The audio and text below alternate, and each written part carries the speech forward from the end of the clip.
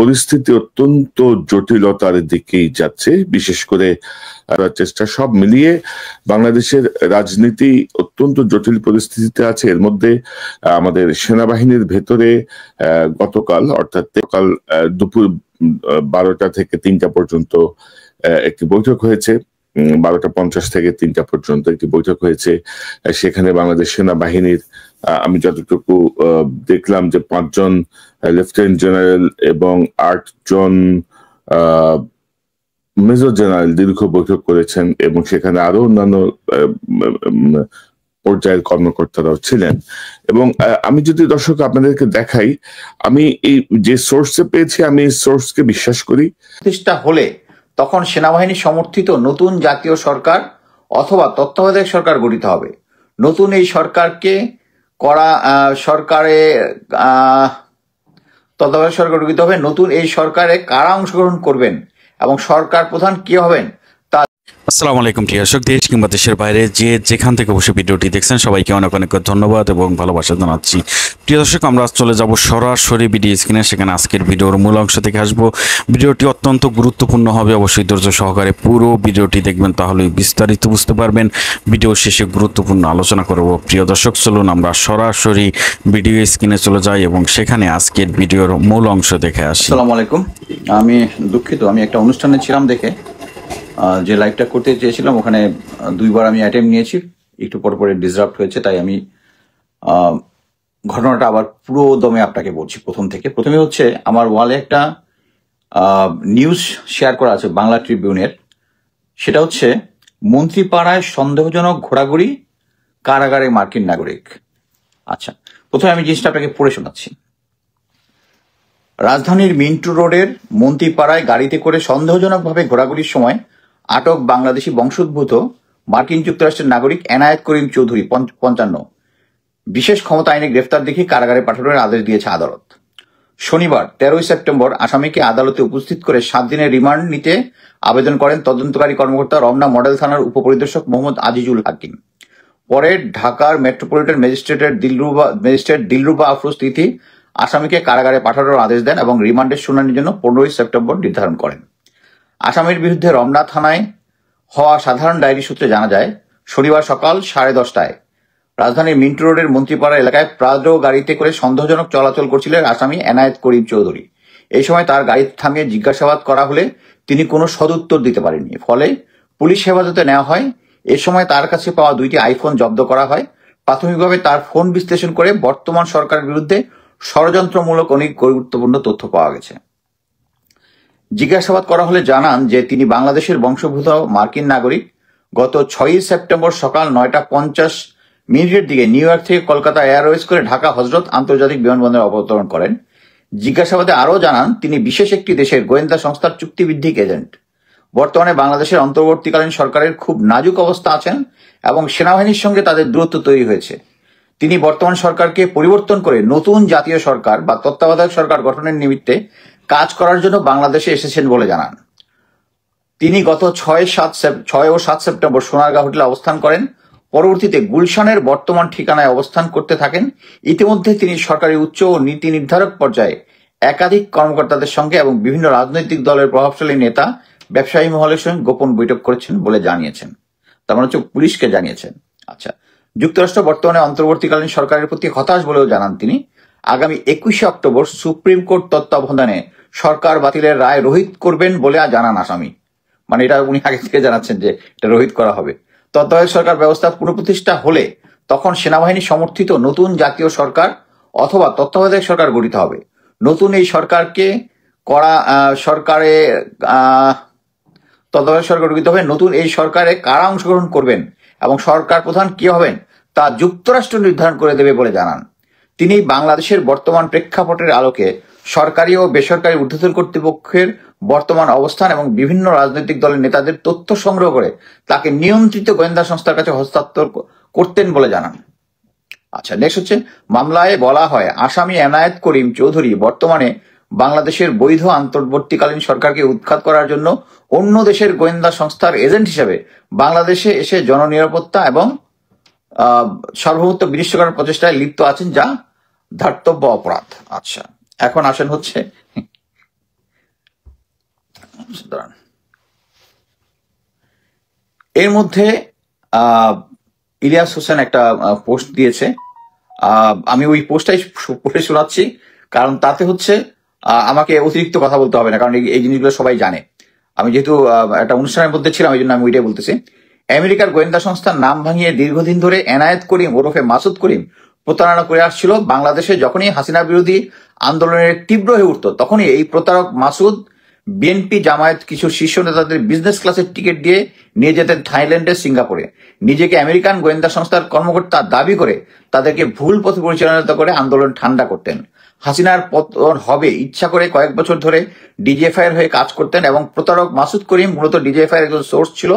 তার ফাঁদে পড়ে মেজর হাফিজ উদ্দিন, সাংবাদিক শওকত মাহমুদ, মুক্তিযোদ্ধা দলের সভাপতি উলফাত অনেকে বিপদে পড়েছেন।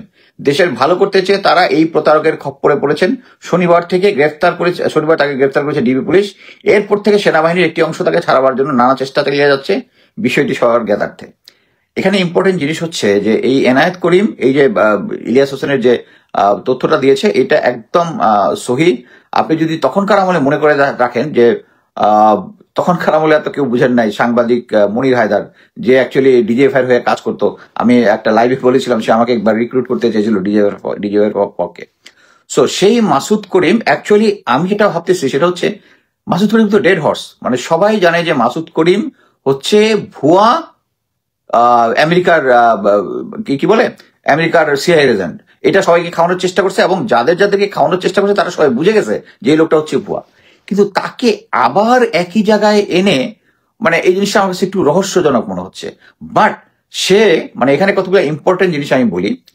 তাকে যখন এই মানে সংবাদটা দিয়ে পড়ে শোনালাম সে কবে আসছে না আসছে, তাকে যখন মিন্টু রোডের তার ওই প্রাদো গাড়িতে যখন তাকে মানে পুলিশ অ্যাকচুয়ালি এটা ডিটেলস ইনফরমেশন পাওয়ার পরেই তাকে অ্যারেস্ট করেছে। অ্যারেস্ট করার পরে দেখা গেল তার সাথে দুইজন পুলিশ এসকর্ট, মানে পুলিশ মানে হচ্ছে সার্ভিং পুলিশ এসকর্ট। তাদেরকে যখন জিজ্ঞেস করলো, বাবা তোমরা এখানে কি করতেছো, বলছে আমরা তাদের মানে মানে তার যে অথরিটি আছে তাকে এখানে ডিউটিতে পাঠিয়েছে এই লোককে এসকর্ট করার জন্য। আপনি একটা জিনিস চিন্তা করতে পারতেছেন যে 5ই আগস্টের পরে এখন স্বাধীন, এখন আমরা মানে মুখে মুখে অ্যাটলিস্ট বলি যে ভারতের কোনো প্রভাব নাই, কোনো কিছু নাই, বাট এই দুইটা পুলিশকে কে দায়িত্ব দিয়েছে? এই যে গাজীপুরের একটা এসপি কে ক্লোজ করা হয়েছে না, এর মাধ্যমে। মানে ওখানকার লোকজন জানেও না যে এই ইনফরমেশন কোথেকে আসে, তারা জানে যে একদম পুলিশ হেডকোয়ার্টার থেকে আদেশ আসছে এই লোককে এসকর্ট করতে হবে। তার মানে এখানে কিন্তু আপনি বুঝতেছেন যে পুলিশের মধ্যে দুইটা ভাগ হয়ে গেছে। একটা ভাগ কিন্তু প্যাট্রিয়টিক হিসাবে যখন বুঝতেছে এই লোকটা মিস ইনফরমেশন করতেছে, তখন তাকে কিন্তু ধরাই দিচ্ছে। আরেকটা পুলিশ, যেটা হচ্ছে হাসিনার পুলিশ, যারা এখনো গোপনে কাজ করতেছে যে আপা আসবে বইলা, তাদেরকে আসতেছে। এখন এই লোকটা কি বলছে যে তত্ত্বাবধায়ক সরকার এবং ইন্টিরিম গভর্নমেন্টের আদলে আরেকটা সরকার তৈরি করার জন্য তাকে আমেরিকা পাঠিয়েছে। ফার্স্ট অফ অল, আমেরিকা এখন যে কাজগুলা করে এখানে ভাড়াটিয়া কাউকে দিয়ে করে না, এভাবে করে না। প্লাস হচ্ছে আমি সামহাও কনফার্ম করতে পারছি তার সাথে আমেরিকার কোনো ইয়া নাই। সবচেয়ে ইম্পর্টেন্ট জিনিস হচ্ছে এই লোকটা ধরা খাওয়ার পরে ডিজিএফআই, এনএসআই এদের মধ্যে একটা চরম একটা অস্থিরতা দেখা গেছে। তারা ইভেন ঢাকায় যে ইউএস এম্বাসি আছে তাদেরকে বলছে তোমাদের একজন নাগরিককে পুলিশ ধরছে, তোমাদেরকে তাকে বাঁচাও। তো আমেরিকা যেহেতু এনায়েত করিমের সমস্ত মানে পোল্ট্রিবাজি এবং সে যে ভারতের হয়ে কাজ করে ডিজিএফ এর সাথে মানে কোঅর্ডিনেশনে কাজ করে, তারা এটা জানে, তারা এটার ব্যাপারে একদম স্পিকটি নট। হ্যাঁ, আমাদের দেশের নাগরিক, তাকে অ্যারেস্ট করতে থাকো। বাট এখানে কিন্তু তাদের দেশের নাগরিক, এটা তার কনসার্ন হওয়ার কথা। মানে এটা হচ্ছে মানে মিলিটারি ডেসপারেট হয়ে গেছে। এখন সে কি তথ্য দিয়েছে? প্রথম হচ্ছে সে তথ্য দিয়েছে একজন, মানে সে আসছে এখানে আমেরিকান সরকার তাদের উপরে নাখোশ, পুরোপুরি একটা ভুয়া কথাবার্তা। আমেরিকান সরকার প্রফেসর ইউনূসের প্রতি নাখোশ, আর এটা যদি নাখোশ হয় তাহলে কি একজন এনায়েত করিম টাইপ একজনকে ভাড়াটিয়া লোককে পাঠাবে? সে এখানে এসে ধরা পড়ার পরে এই কথা কেন বলছে হচ্ছে যাতে তার ব্যাকগ্রাউন্ডের মানে প্রতিবেশী দেশ আমাদের চাণক্য নীতি ফলোকারী ভারতীয় নামটা যেন না বলে দেয়, না যেন গোয়েন্দা সংস্থা বলে দেয়। কিন্তু সে যেটা বলছে যে ওই যে বলছে না সীমিত যারা গোয়েন্দা সংস্থার কাছে, নিয়ন্ত্রিত গোয়েন্দা সংস্থার কাছে সে দিবে। এর আগে সে বাংলাদেশের প্রত্যেকটা গোয়েন্দা সংস্থার সাথে কথা বলছে, শীর্ষ কিছু মিলিটারি ইন্টেলিজেন্সের লোকজনের সাথে কথা বলছে, কয়েকটা শীর্ষ রাজনৈতিক দলের সদস্যদের সাথে কথা বলছে পরে এবং আগে অ্যারেস্ট হওয়ার। এরা এরপরেই সেনা এবং গোয়েন্দা এরা পাগল হয়ে গেছে তাকে ছাড়ানোর জন্য, এটাতেই বোঝা যাচ্ছে। এবং সে কেন এটা বলছে? কারণ সে খুব একটা সেন্সিটিভ ইনফরমেশন দিছে। সে এখানে আসার আগে সিঙ্গাপুরে একজন শীর্ষ মিলিটারি অফিসারের সাথে কথা বলে সে এখানে আসছে। আমি লাস্ট লাইভে আরেকটা বলছিলাম যে ফেস দ্য পিপলের সাইফুর সাগর, সে ঢাকায় এখন বিশাল অফিস টফিস করে একটা মোটামুটি একটা জাতে চলে আসছে, এখন হাই লেভেলের ইয়া করে, আগে শুধু অনলাইন করে না। সে একটা লাইভে বলছিল কি এখন এরকম একটা সিচুয়েশনে বাংলাদেশে একটা জাতীয় সরকার করা দরকার। কেন? এইটাই হচ্ছে ডিজিএফআই বয়ান। ডিজিএফআই এখন চাচ্ছে, তারা বুঝতে পেরেছে যে বাংলাদেশের এখন যে গুম খুন কমিশন থেকে শুরু করে বিডিআর নিয়ে যে ইয়াটা হয়েছে, যে কমিশনটা হয়েছে, সবগুলো মিলে জাল ক্লোজ হচ্ছে। সো জাল ক্লোজ হচ্ছে মানে হচ্ছে জাল ক্লোজ যখন হবে তখন একে একে সবগুলো ধরা পড়বে। এই ধরা পড়ার জন্য একটা ডেসপারেট, ওই সেম যে জিনিসটা সাইফুল সাগর লাইভে বলেছিল যে এখন একটা জাতীয় সরকার টাইপ সরকার, একটা এই সরকারকে চেঞ্জ করে একটা নতুন সরকার আসতে হবে, এই সরকার কিছুই পারতেছে না, ব্যর্থতায় পর্যবেসিত হচ্ছে। এই সরকারের ব্যর্থতা আছে না আছে সেটা জনগণ ঠিক টাইম মতো বুঝাবে, কিন্তু এটার অল্টারনেটিভ জেনারেল ওয়াকারের সরকার না। জেনারেল ওয়াকার সরকার মানেই হচ্ছে এই সরকারকে যখন জেনারেল ওয়াকার সরকার মানে হচ্ছে যে সমস্ত 20-25 জন জেনারেলকে উনি শেল্টার করতে, যারা গুম খুন এসেছে তাদেরকে রক্ষা করা।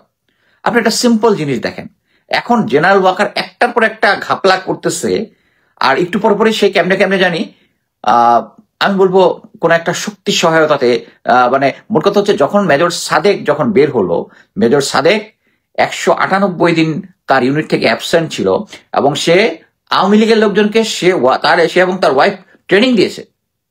এটার পরই তো জেনারেল ওয়াকারকে জবাব দিতে চাওয়ার কথা প্রফেসর ইউনূসের।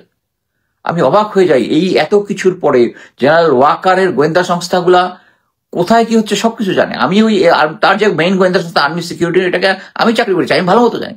একটা অফিসারের 198 দিন থাকার তো প্রশ্ন আসে না। একটা ইউনিটের যদি একটা সৈনিক অ্যাবসেন্ট থাকে, ওইটা মাসিক গোয়েন্দা রিপোর্টের মধ্যে চলে যায়। আমি ফিল্ড ইন্টেলিজেন্সেও কাজ করেছি, আর্মি সিকিউরিটি ইউনিটে কাজ করেছি। প্রতিদিন কোন ইউনিটের কোন সৈনিক অ্যাবসেন্ট উইদাউট লিভ কোথায় পার, সেখানে একটা আস্ত জলজান্ত অফিসার নাই তো শুধু সে কি করেছে, সে আওয়ামী লীগকে ট্রেনিং দিচ্ছে, আর জেনারেল ওয়াকার কোনো কিছু জানে না।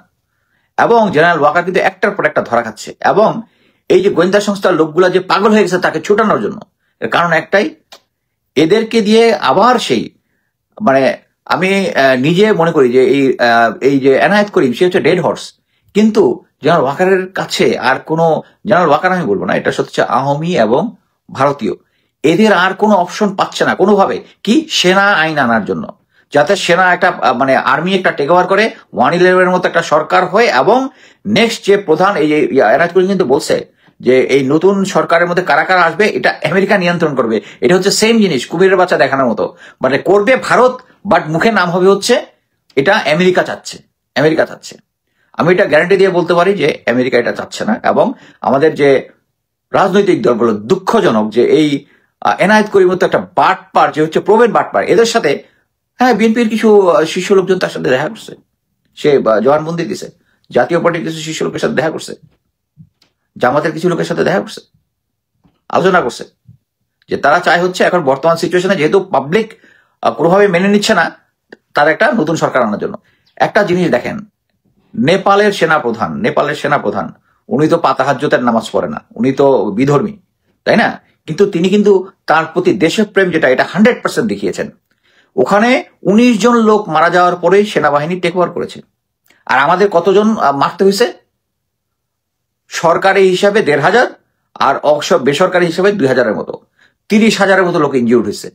আর সেখানে এরপরে সেম জিনিস কিন্তু মানে ইন্ডিয়ার কিন্তু হেজিমনি ওখানে আছে, সে তার সমস্ত তার যে প্রতিবেশীগুলো কন্ট্রোল করতে চায়। সেম জিনিস আমাদের যেরকম এই জেনজিকে যখন তারা কন্ট্রোল করতে চাইছে, জেনারেল ওয়াকার এবং জেনারেল হামিদ ডিজিএফআই গিয়ে বলছে যে তাদেরকে উপদেষ্টা বাড়াবে। এই কোরামিন কিন্তু মানে নেপাল তো আমাদেরকে দেখতেছে, এই যে এই কোরামিন কিন্তু নেপালের জেনজিকেও দেওয়া হয়েছে।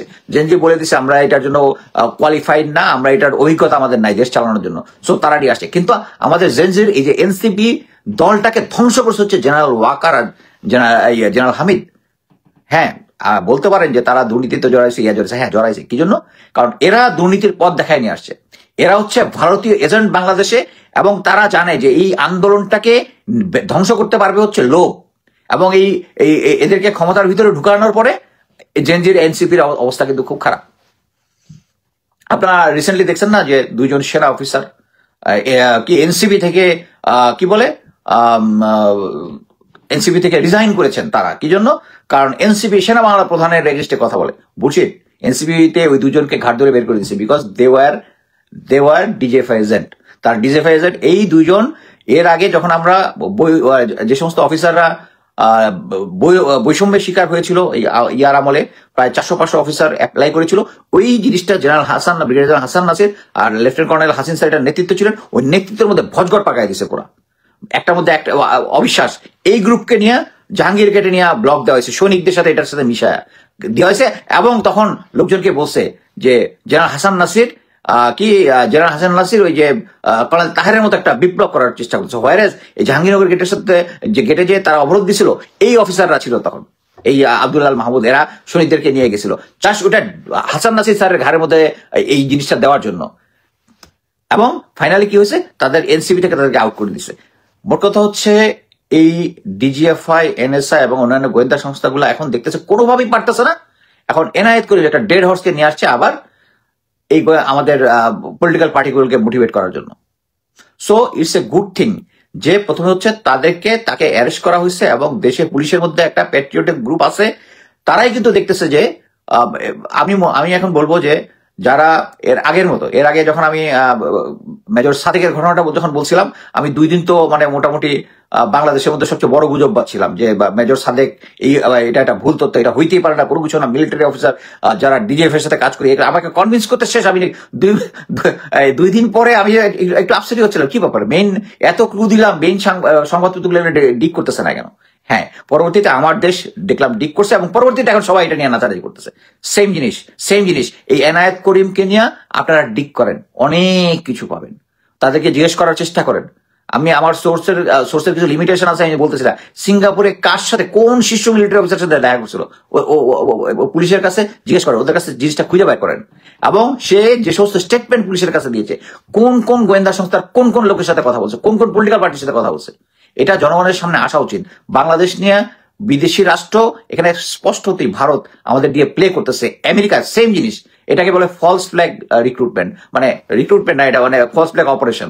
সে কি করতেছে, বুঝাচ্ছে এটা আমেরিকা করতেছে, বাট অন গ্রাউন্ডে করতেছে হচ্ছে ভারত এবং আওয়ামী লীগ। এবং আমি বারবার করে বলে আসতেছি যে জেনারেল ওয়াকারের উইকেটটা পতন হইলেই বাকি এই সমস্ত যে রেজিস্ট্যান্স বিভিন্ন জায়গায় আছে, এই সবগুলা তাসের ঘরের মতো উড়ে যাবে। এই একটা খাম্বার জোরে বাকি সবাই এই কাজ করতেছে। এবং আমি একটা জিনিস বলে দিই, সামনে কিন্তু পূজা আসতেছে। এখন অলরেডি আমাদের ডাকসু 2টা নির্বাচনে জামায়াত অলমোস্ট মানে ম্যাক্সিমাম 80% উপরে তারা প্যানেলে জয়যুক্ত হয়েছে। এইটা নিয়ে শশী থারুর থেকে শুরু করে শুক্লা হর্ষবর্ধন শ্রীংলা তারা দিচ্ছে। আবার একটা দেখেন, ওখানে এরা আওয়াজ দিতেছে, এখান থেকে আবার কি মোল্লা বসু বিএনপির, সে আবার এটার বিরোধিতা করতেছে, এটা আবার সব পত্রিকার সংবাদ করতেছে। এটা কিন্তু একটা ওন গেম। আপনি চিন্তা করেন, জামায়াত যখন তাদের নেতাদের ছবি লাগাইছিল ঢাকা ইউনিভার্সিটিতে, আমি নিজে এটা করি না, যেহেতু 71-এ তাদের রোলটা, তাদের বিশ্বাস যেটাই থাকুক তারা করছে, আপনি চাই না ঢাকা ইউনিভার্সিটিতে থাকুক, কিন্তু এটা প্রতিবাদ করতে কে গেছে? মেঘমাল্লা বসু ওখানে গেছে হচ্ছে, এটা কিন্তু ভারতীয় প্রেসক্রিপশনে ওখানে গেছে ওই জিনিসটাকে করার জন্য। কেন এখন আবার সে হর্ষবর্ধন সিংলার এটা প্রতিবাদ করতেছে? এটা হচ্ছে আমরা টাইপ খেলা। এবং তাকে রাখছেই বিএনপি তাদের প্রেসক্রিপশনে। সো একটা জিনিস দেখেন, এখন তারা প্রচার করার চেষ্টা করতেছে যে বাংলাদেশে জঙ্গিবাদ চলে আসছে। এটা কিন্তু সেম স্টোরি যেটা ইন্ডিয়া ওয়েস্টকে খাওয়ায় 16 বছর শেখ হাসিনার আগে রেখে দিছে। আমি অবাক হব না, আমি একটা প্রেডিকশন বলে দিচ্ছি, সেটা হচ্ছে আগামী নির্বাচনে এত কিছুর পরেও বিএনপি এখন ডিসঅরিয়েন্টেড সিচুয়েশন, তারপর আমি মনে করি বিএনপি ক্ষমতায় আসবে। কিন্তু আমি আবার বলি, ইন্ডিয়া বিএনপিকে যতই আশ্বাস দেখ, তাদের মেইন এইম হচ্ছে আপাকে আবার ফেরত নিয়ে আসা। এই আপাকে ফেরত নিয়ে আসা যদি মনে করে যে এখন যদি জামাত পাওয়ারে আসে তাহলে তারা সরকারকে একদম জঙ্গি আসছে বইলা তারপরে সরকারকে ফেলে দিয়া আপাকে দিয়ে আসতে পারবেন। যে তখন বলে আমরা আগেই বলছিলাম, আপা ছাড়া, শেখ হাসিনা ছাড়া আর এই জঙ্গিবাদ উত্থান কেউ করতে পারে। এমনও দেখাইতে পারে যে আমাদের নেক্সট ইলেকশন যদি হয়, আমি জানি না এখন যে অবস্থা, এখন বিএনপি নির্বাচন চায় কিনা, তখন দেখা যাবে যে জামায়াতের পক্ষে ভারতীয় হেজিমনি লেগে গেছে, যে জামায়াত যেন পাওয়ারে আসে, জামাত পরে আসলে তাদের সুবিধা হবে। তো ওই স্টোরিটা বানাইতে, স্টোরিটা কি, যে বাংলাদেশের জঙ্গিবাদের উত্থান হচ্ছে। বাট একটা জিনিস হচ্ছে, আমাদেরকে প্রথমে দেখতে হবে, আমাদেরকে বাংলাদেশ সেনাবাহিনীকে মনে রাখতে হবে যে বাংলাদেশ সেনাবাহিনীর আমি বলবো 99% যারা আছে তারা দেশপ্রেমিক, এবং তাদেরকে প্রতিজ্ঞা করতে হবে যে আগামী নির্বাচন যখন হবে সেনাবাহিনী গ্রাউন্ডে কোনো অনিয়ম হইতে দিবে না, গ্রাউন্ডে কোনো অনিয়ম হইতে পারে। আমরা অ্যাটলিস্ট একবার চাই বাংলাদেশের জনগণ কাকে ভোট দিয়ে বাংলাদেশের তাদের নেতা বানাইতে চায়, আমরা অ্যাটলিস্ট একবার দেখতে চাই, আমরা একবার দেখতে চাই। এটি হচ্ছে বেশ সুযোগ। সেনাবাহিনী উপরে দিকে যতই আদেশ দেয়, অন গ্রাউন্ডে যেটা হবে, যারা গ্রাউন্ডের ইয়া থাকবে তাদেরকে এনশিওর করতে হবে যে বাংলাদেশে যে নেক্সট নির্বাচন যেটা হবে এটাতে কেউ ভোট কারচুপি করতে পারবে না, কেউ ব্যালট বাক্স ছিনতাই করতে পারবে না। যদি হয়, আমি মনে করি যে সেনাবাহিনীর লোকজন যদি যারা ভোট রিগিং করতেছে এগুলা করবে হচ্ছে আওয়ামী লীগ এবং ভারতের যে আমরা আওয়ামী লীগ তো অনেক টাকা আছে, এখন ভারতের টাকা আছে, তারা এই টাকাগুলা এখানে বিলাবে এইখানে গন্ডগোল পাকার জন্য। সামনে যে ইয়া আছে একটা কি বলেন পূজা আছে, আপনি গ্যারান্টি থাকেন পূজার মধ্যে অনেক গন্ডগোল পাকাবে। এবং কি জন্য পাকাবে, কারণ হচ্ছে এখন জঙ্গিবাদে বাংলাদেশে আসতেছে, কারণ ডাকসু 2টা ইলেকশনে জামাত জিতছে, তার মানে হচ্ছে জঙ্গিবাদ আসতেছে। এবং জঙ্গিবাদ প্রুফ করার জন্য সামনের যে ইয়াটা আছে, পূজাটা আছে, আমাদেরকে সর্বোচ্চ সতর্ক থাকতে হবে। বাংলাদেশে গন্ডগোল পাকাবে তারা, এই কারণে। সো আমি মনে করি বাংলাদেশ সেনাবাহিনীকে একটা শপথ নিতে হবে। বাংলাদেশ সেনাবাহিনীর যে পুরোনো ঐতিহ্য ফেরত আনতে হলে এই নির্বাচনটার মধ্যে কোনো অনিয়ম হইতে দেওয়া যাবে না। আমি 28 বছর চাকরি করেছি, আমি সৈনিক অফিসার সবাইকে চিনি, সবাই ফ্যাসিবাদের কাছে বিক্রি হয়ে যায় নাই। এবং যারা গেছে হচ্ছে ফিউ অলরেডি সেনাবাহিনীর লোকজন জানে যে জেনারেল ওয়াকারের এই নেমো খারামির জন্য এই কয়টা অফিসারকে সেভ করার জন্য, অ্যাকচুয়ালি এইটা সেভ করতে গিয়ে পুরো আর্মির যে রেপুটেশন নষ্ট করে দিচ্ছে এটা তার মাথার মধ্যে নাই, না আছে, কিন্তু সে হচ্ছে প্রতিজ্ঞাবদ্ধ, সে আওয়ামী লীগের ফ্যামিলির লোক। সো সামনের নির্বাচনটা আমাদের প্রত্যেকটা সৈনিক, প্রত্যেকটা অফিসারকে করতে হবে যে কোনো অনিয়ম হইতে দিবে না। যদি অনিয়ম হয়, যদি লেথাল ফোর্স ব্যবহার করলো জনগণ মাইনে নিবে বলে আমি মনে করি। যে যদি কেউ দেখে যে ব্যালট বাক্স নিয়ে দৌড় দিচ্ছে, কোনো কিছু হচ্ছে, জাস্ট শুট হিম। বাংলাদেশে ওগুলো হচ্ছে ইন্ডিয়ান এজেন্টকে এখানে গন্ডগোল পাকাইতে দেওয়া যাবে না। ভোটটার মধ্যে একদম নিষ্কলঙ্ক একটা ভোট হইতে হবে। হ্যাঁ, 100% হয়তো বা হবে না, বাট সেনাবাহিনী একটা যুদ্ধম দিয়েই থাকতে হবে যে কোনো অনিয়ম তারা প্রশ্রয় দিবে না। সো লাস্টে এটাই বলতে চাচ্ছি, প্রফেসর ইউনূস স্যার, আপনি অনেক ডিসঅ্যাপয়েন্টমেন্ট। আমি মানে প্রথম দিকে যেভাবে আপনার পক্ষে কথা বলতাম, আপনার এই সমস্যাগুলা 80% সমাধান হয়ে যেত যদি আপনি জেনারেল ওয়াকারকে সরাই দিতেন। জেনারেল ওয়াকার এখন যে লোকজনকে কি আমাদেরকে ইউনাইটেড থাকতে হবে, থাকতে হবে, বস উনি ভালোভাবে জানে যে শরীররা এখন অফিসাররা এখন জানে জেনারেল ওয়াকার শুধু ওই গুম খুনের সাথে যদিও তাদেরকে বাঁচানোর জন্য এই কাজটা করতেছে। সো সেনাবাহিনীকে এই কারণে আমি কয়েকদিন আগে বলছিলাম যে তার সিকিউরিটি এনহ্যান্স করছে। কি জন্য? কারণ সেনাবাহিনী অ্যাকচুয়ালি উনি নিজে তার গোয়েন্দা সংস্থার দিকে জরিপ করায় দেখছে যে তার অ্যাকসেপ্টেন্স নাই, অলরেডি বুঝে গেছে যে এই একটা ছোট্ট কারণের জন্য। আমাকে নিজে কয়েকবার ওনার লয়াল কিছু লোকজন আমার সাথে যোগাযোগ করছে, কি হইলে আমি থামবো, আমি ওই গুম খুন যেগুলো জেনারেলগুলো আছে ওগুলাকে ছাঁটাই করে দিতে বলো, আমি থেমে যাবো। হ্যাঁ দেখতেছি স্যার, হয় নাই। সো আমার মুখও থামতেছে না, আমি খালি ওইটাই আশা করি কোন দিন এদেরকে সরাই দিবা আর আমি থাইমা আমি জাস্ট নর্মালি যেটা করি বিভিন্ন জায়গায় ঘুরে ফিরে করি, মাঝে মাঝে অ্যাডভেঞ্চার টাইপ আমার কমান্ডো মানে কমান্ডো ব্যাটালিয়নের কোনো ঘটনা, কোনো প্রশিক্ষণের ঘটনা, এগুলো আবার লেখা শুরু করবো। আমার সাথে সিনিয়র অফিসার যারা, আমি বিভিন্ন সিনিয়র অফিসারদের সাথে যাদের সাথে বিভিন্ন অ্যাডভেঞ্চার টাইপ ইয়ে করছি, এগুলো আবার লেখালেখি শুরু করবো, কথা বলবো। বাট এই বাংলাদেশের সিচুয়েশন আমাকে মোটামুটি একটা অস্থির সিচুয়েশনে নিয়ে আসছে। এখন একটা পার্টিতে অনুষ্ঠান করতে গেছি, ওখানেই গিয়ে এই তথ্য পাইলাম।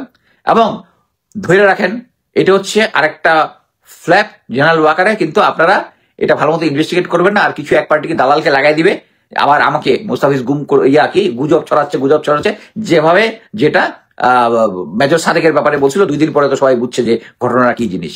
সেম জিনিস আমি কিন্তু এই বর্তমানে আওয়ামী লীগ জাতীয় পার্টির উপরে ভর করবে, এটা কিন্তু আমি গত মাসের 18 তারিখ বলেছিলাম, তারপর কিন্তু আপনারা দেখছেন সেম জিনিস। সো আমি যে সমস্ত ইনফরমেশন দিই আমি ভেরিফাই করে দেই। সো আমি চাচ্ছি যে ভাই, যে নর্মাল যে সাংবাদিক যারা আছেন, এটা গিয়ে এই বাংলা ট্রিবিউনের নিউজটা দেখে ওখান থেকে ক্লু নিয়ে প্লিজ এটা ডিগ ইন করে। ইসলামী ছাত্র সংঘ, জামাত ইসলামের ছাত্র সংগঠন, যেটা আমাদের মহান মুক্তিযুদ্ধের সময় আলবদর বাহিনীর অফিসিয়ালি তারা জয়েন করেছিল, যার পরবর্তীতে তারা আর ওই নাম নিয়ে প্রতি সংগঠন বঙ্গবন্ধুর বেঁচে থাকা পর্যন্ত অর্গানাইজ কোনো নামই আসেনি। পরবর্তীকালে জিয়াউর রহমান সাহেব যখন সব দলের রাজনীতি ওপেন করে দিলেন, তখন তারা ইসলামী ছাত্র শিবিরের নাম নিল এবং ৭৭-এর শেষের দিকে তাদের বিরুদ্ধে, ইসলামী ছাত্র শিবিরের বিরুদ্ধে তদানীন্তন ছাত্র সংগঠনগুলোর অভিযোগ যে ঢাকা বিশ্ববিদ্যালয়ের আমাদের যে মুক্তিযুদ্ধ নিয়ে যে মহান ভাস্কর্য আপনার অপরাজয় বাংলা, যেটা সব আন্দোলনের প্রাণকেন্দ্র, ইভেন জুলাই আন্দোলন ও অপরাজয় বাংলার পাদদেশেই সবাই সমবেত হতো শহীদ মিনারের পাশাপাশি। তো সেইটা তারা ভাঙবার চেষ্টা করেছিল এবং তার পরিপ্রেক্ষিতে আপনাকে তথ্য কারেক্ট হওয়ার জন্য বিনয়ের সঙ্গে অনুরোধ করছি। ইসলামী ছাত্র শিবির 5 আগস্টের আগ পর্যন্ত কখনোই প্রকাশ্য রাজনীতি ঢাকা বিশ্ববিদ্যালয় করতে পারেনি। 1989 সালে ডাকসু নির্বাচনে আমি সেটাই বলেছি যে 5 আগস্টের আগে তারা প্রকাশ্যে রাজনীতি করতে পারে না, তাদেরকে করতে দেওয়া হয়। 17 বছর না, ইসলামী ছাত্র শিবির ঢাকা বিশ্ববিদ্যালয় কখনোই প্রকাশ্য রাজনীতি করতে পারেনি। এবং জাহাঙ্গীর এটা 1989 সালে ডাকসু নির্বাচনের পরে শিক্ষা পরিবেশ পরিষদে জাতীয়তাবাদী ছাত্র দল, ছাত্রলীগ, ছাত্র ইউনিয়ন, অন্যান্য সকল ছাত্র সংগঠন সহ সবাই মিলে সিদ্ধান্ত।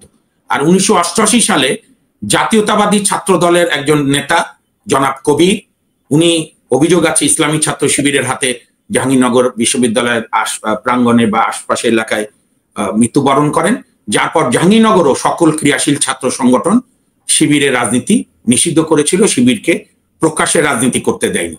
শিবির প্রকাশ্যে রাজনীতি করেছে। আমি যে বিশ্ববিদ্যালয়ের গর্বিত ছাত্র, আমাদের রাজশাহী বিশ্ববিদ্যালয় সবসময় প্রকাশ্য রাজনীতি তারা করেছে কম বেশি, এবং সেখানে আমরা যারা ছাত্র সংগ্রাম পরিষদ করেছি, পরবর্তীকালে জাতীয়তাবাদী ছাত্র দলকে নিয়ে সর্বদলীয় ছাত্র ঐক্য হয়েছে যখন বেগম জিয়া প্রধানমন্ত্রী, তখন বেগম জিয়া প্রধানমন্ত্রী মারা গেছেন রাজশাহীর খুবই সম্ভ্রান্ত নেতা ব্যারিস্টার আমিনুল হক, উনি আইন প্রতিমন্ত্রী, ওনার নেতৃত্বে আমরা রাজশাহীতে শহরে মিছিল করেছি 1993 সালের 7ই ফেব্রুয়ারি। কারণ ইসলামী ছাত্র শিবিরের হাতে বা ইসলামী ছাত্র শিবির বনাম সর্বদলীয় ছাত্র ঐক্যের সংঘর্ষে বিএনপির 2 জন শহীদ হয়, ছাত্র ইউনিয়নের একজন শহীদ হয় বিশ্বজিৎ, যে ঘটনাক্রমে আমার লতিফ আলীর পাশে রুমে থাকতো আমার ছোট ভাই। কাজে ইসলামী ছাত্র শিবির বনাম সব ছাত্র সংগঠনের দ্বন্দ্ব সংঘাতের একটা সুদীর্ঘ ইতিহাস আছে, পক্ষে বিপক্ষে নানা মত আছে। কিন্তু এবারকার ডাকসু নির্বাচনে যে জিনিসটা জাতির সামনে উদ্ভাসিত হলো, মানে বিশ্ববিদ্যালয় কেন্দ্রিক, সেটি হচ্ছে কোন রাজনীতিকে নিষিদ্ধ করলে সমস্যার সমাধান হয় না। যেটা আমি সবসময় বলি, আপনি যদি উন্নত রাজনীতি উপহার না দিতে পারেন, আপনি যদি তার রাজনৈতিক আদর্শের বিরুদ্ধে আরেকটি ভালো রাজনৈতিক আদর্শ না দেন, তাহলে এত বছর নিষিদ্ধ থাকার পরও দেখেন ইসলামী ছাত্র শিবির ডাকসুতে একক সংগঠন হিসাবে ভিপি, জিএস, এজিএস সহ প্রায় 23টা এবং 23 না 24টা জিতেছে, ডাকসুতেও জিতার পথে। এখন আপনি যে শব্দটা বলেছেন ছাত্র দলের ভরাডুবি, এটা আপেক্ষিক শব্দ। আমি তো বরং একটা কথা কেউ আপনারা আলোচনায় আনছেন না কেন, আমি আরো কয়েকটা টকশোয় গতকালও বলেছি যে এনসিপির নেতারা যারা এই ছাত্র রাজনীতির প্রোডাক্ট, কোটা বিরোধী, প্রথমে কোটা বিরোধী, বৈষম্য বিরোধী, তারপরে এক দফা, তাদের চারণভূমি হচ্ছে ঢাকা বিশ্ববিদ্যালয়। মানুষ নাহিদকে পার্সোনালিও চিনত না, অন্যদেরও চিনত না, তারা চিনত ঢাকা বিশ্ববিদ্যালয়ের ছাত্রদের মারছে, সো অ্যাজ অন্যান্য প্রাইভেট বিশ্ববিদ্যালয়, ঢাকার বাইরের বিভিন্ন পাবলিক বিশ্ববিদ্যালয়। তো সেই নাহিদদের ছাত্র সংগঠন তো ডাকসুতে উধাও, তারা কি প্যানেল করেছে তাও আমার জানা, বোধহয় বাক্সাসের একটা প্যানেল ছিল, কিংবা এনসিপি ডাকসু নির্বাচন যেটা দিয়ে তাদের সংগঠন আগাত, সেখানে তারা এরকম হাল ছেড়ে দিল কিনা। তাহলে কি যে অভিযোগটা অন্যান্য রাজনৈতিক দল করে যে অ্যাকচুয়ালি এনসিপি এতদিন শিবিরের শক্তি নিয়েই তারা অনেক কাজগুলো করেছে 5ই আগস্টের পর থেকে 2024-এ, সেটা তাহলে অনেকটা প্রকাশ্য হয় যে এনসিপি শিবিরেরই আরেকটা আউটলেট, জামাত ইসলামের আরেকটা আউটলেট, যেরকম এবি পার্টি জামাতের একটা আউটলেট। তবে জামাত নেতৃত্ব এবং ইসলামী ছাত্র শিবির নেতৃত্বকে আমি তাদের রাজনীতির ঘোর বিরোধী হয়েও আমি তাদের প্রশংসা করব। তারা রাজনৈতিক মুনশিয়ানার পরিচয় দিয়েছে, তারা রাজনৈতিক প্রজ্ঞার পরিচয় দিয়েছে, মেধার পরিচয় দিয়েছে।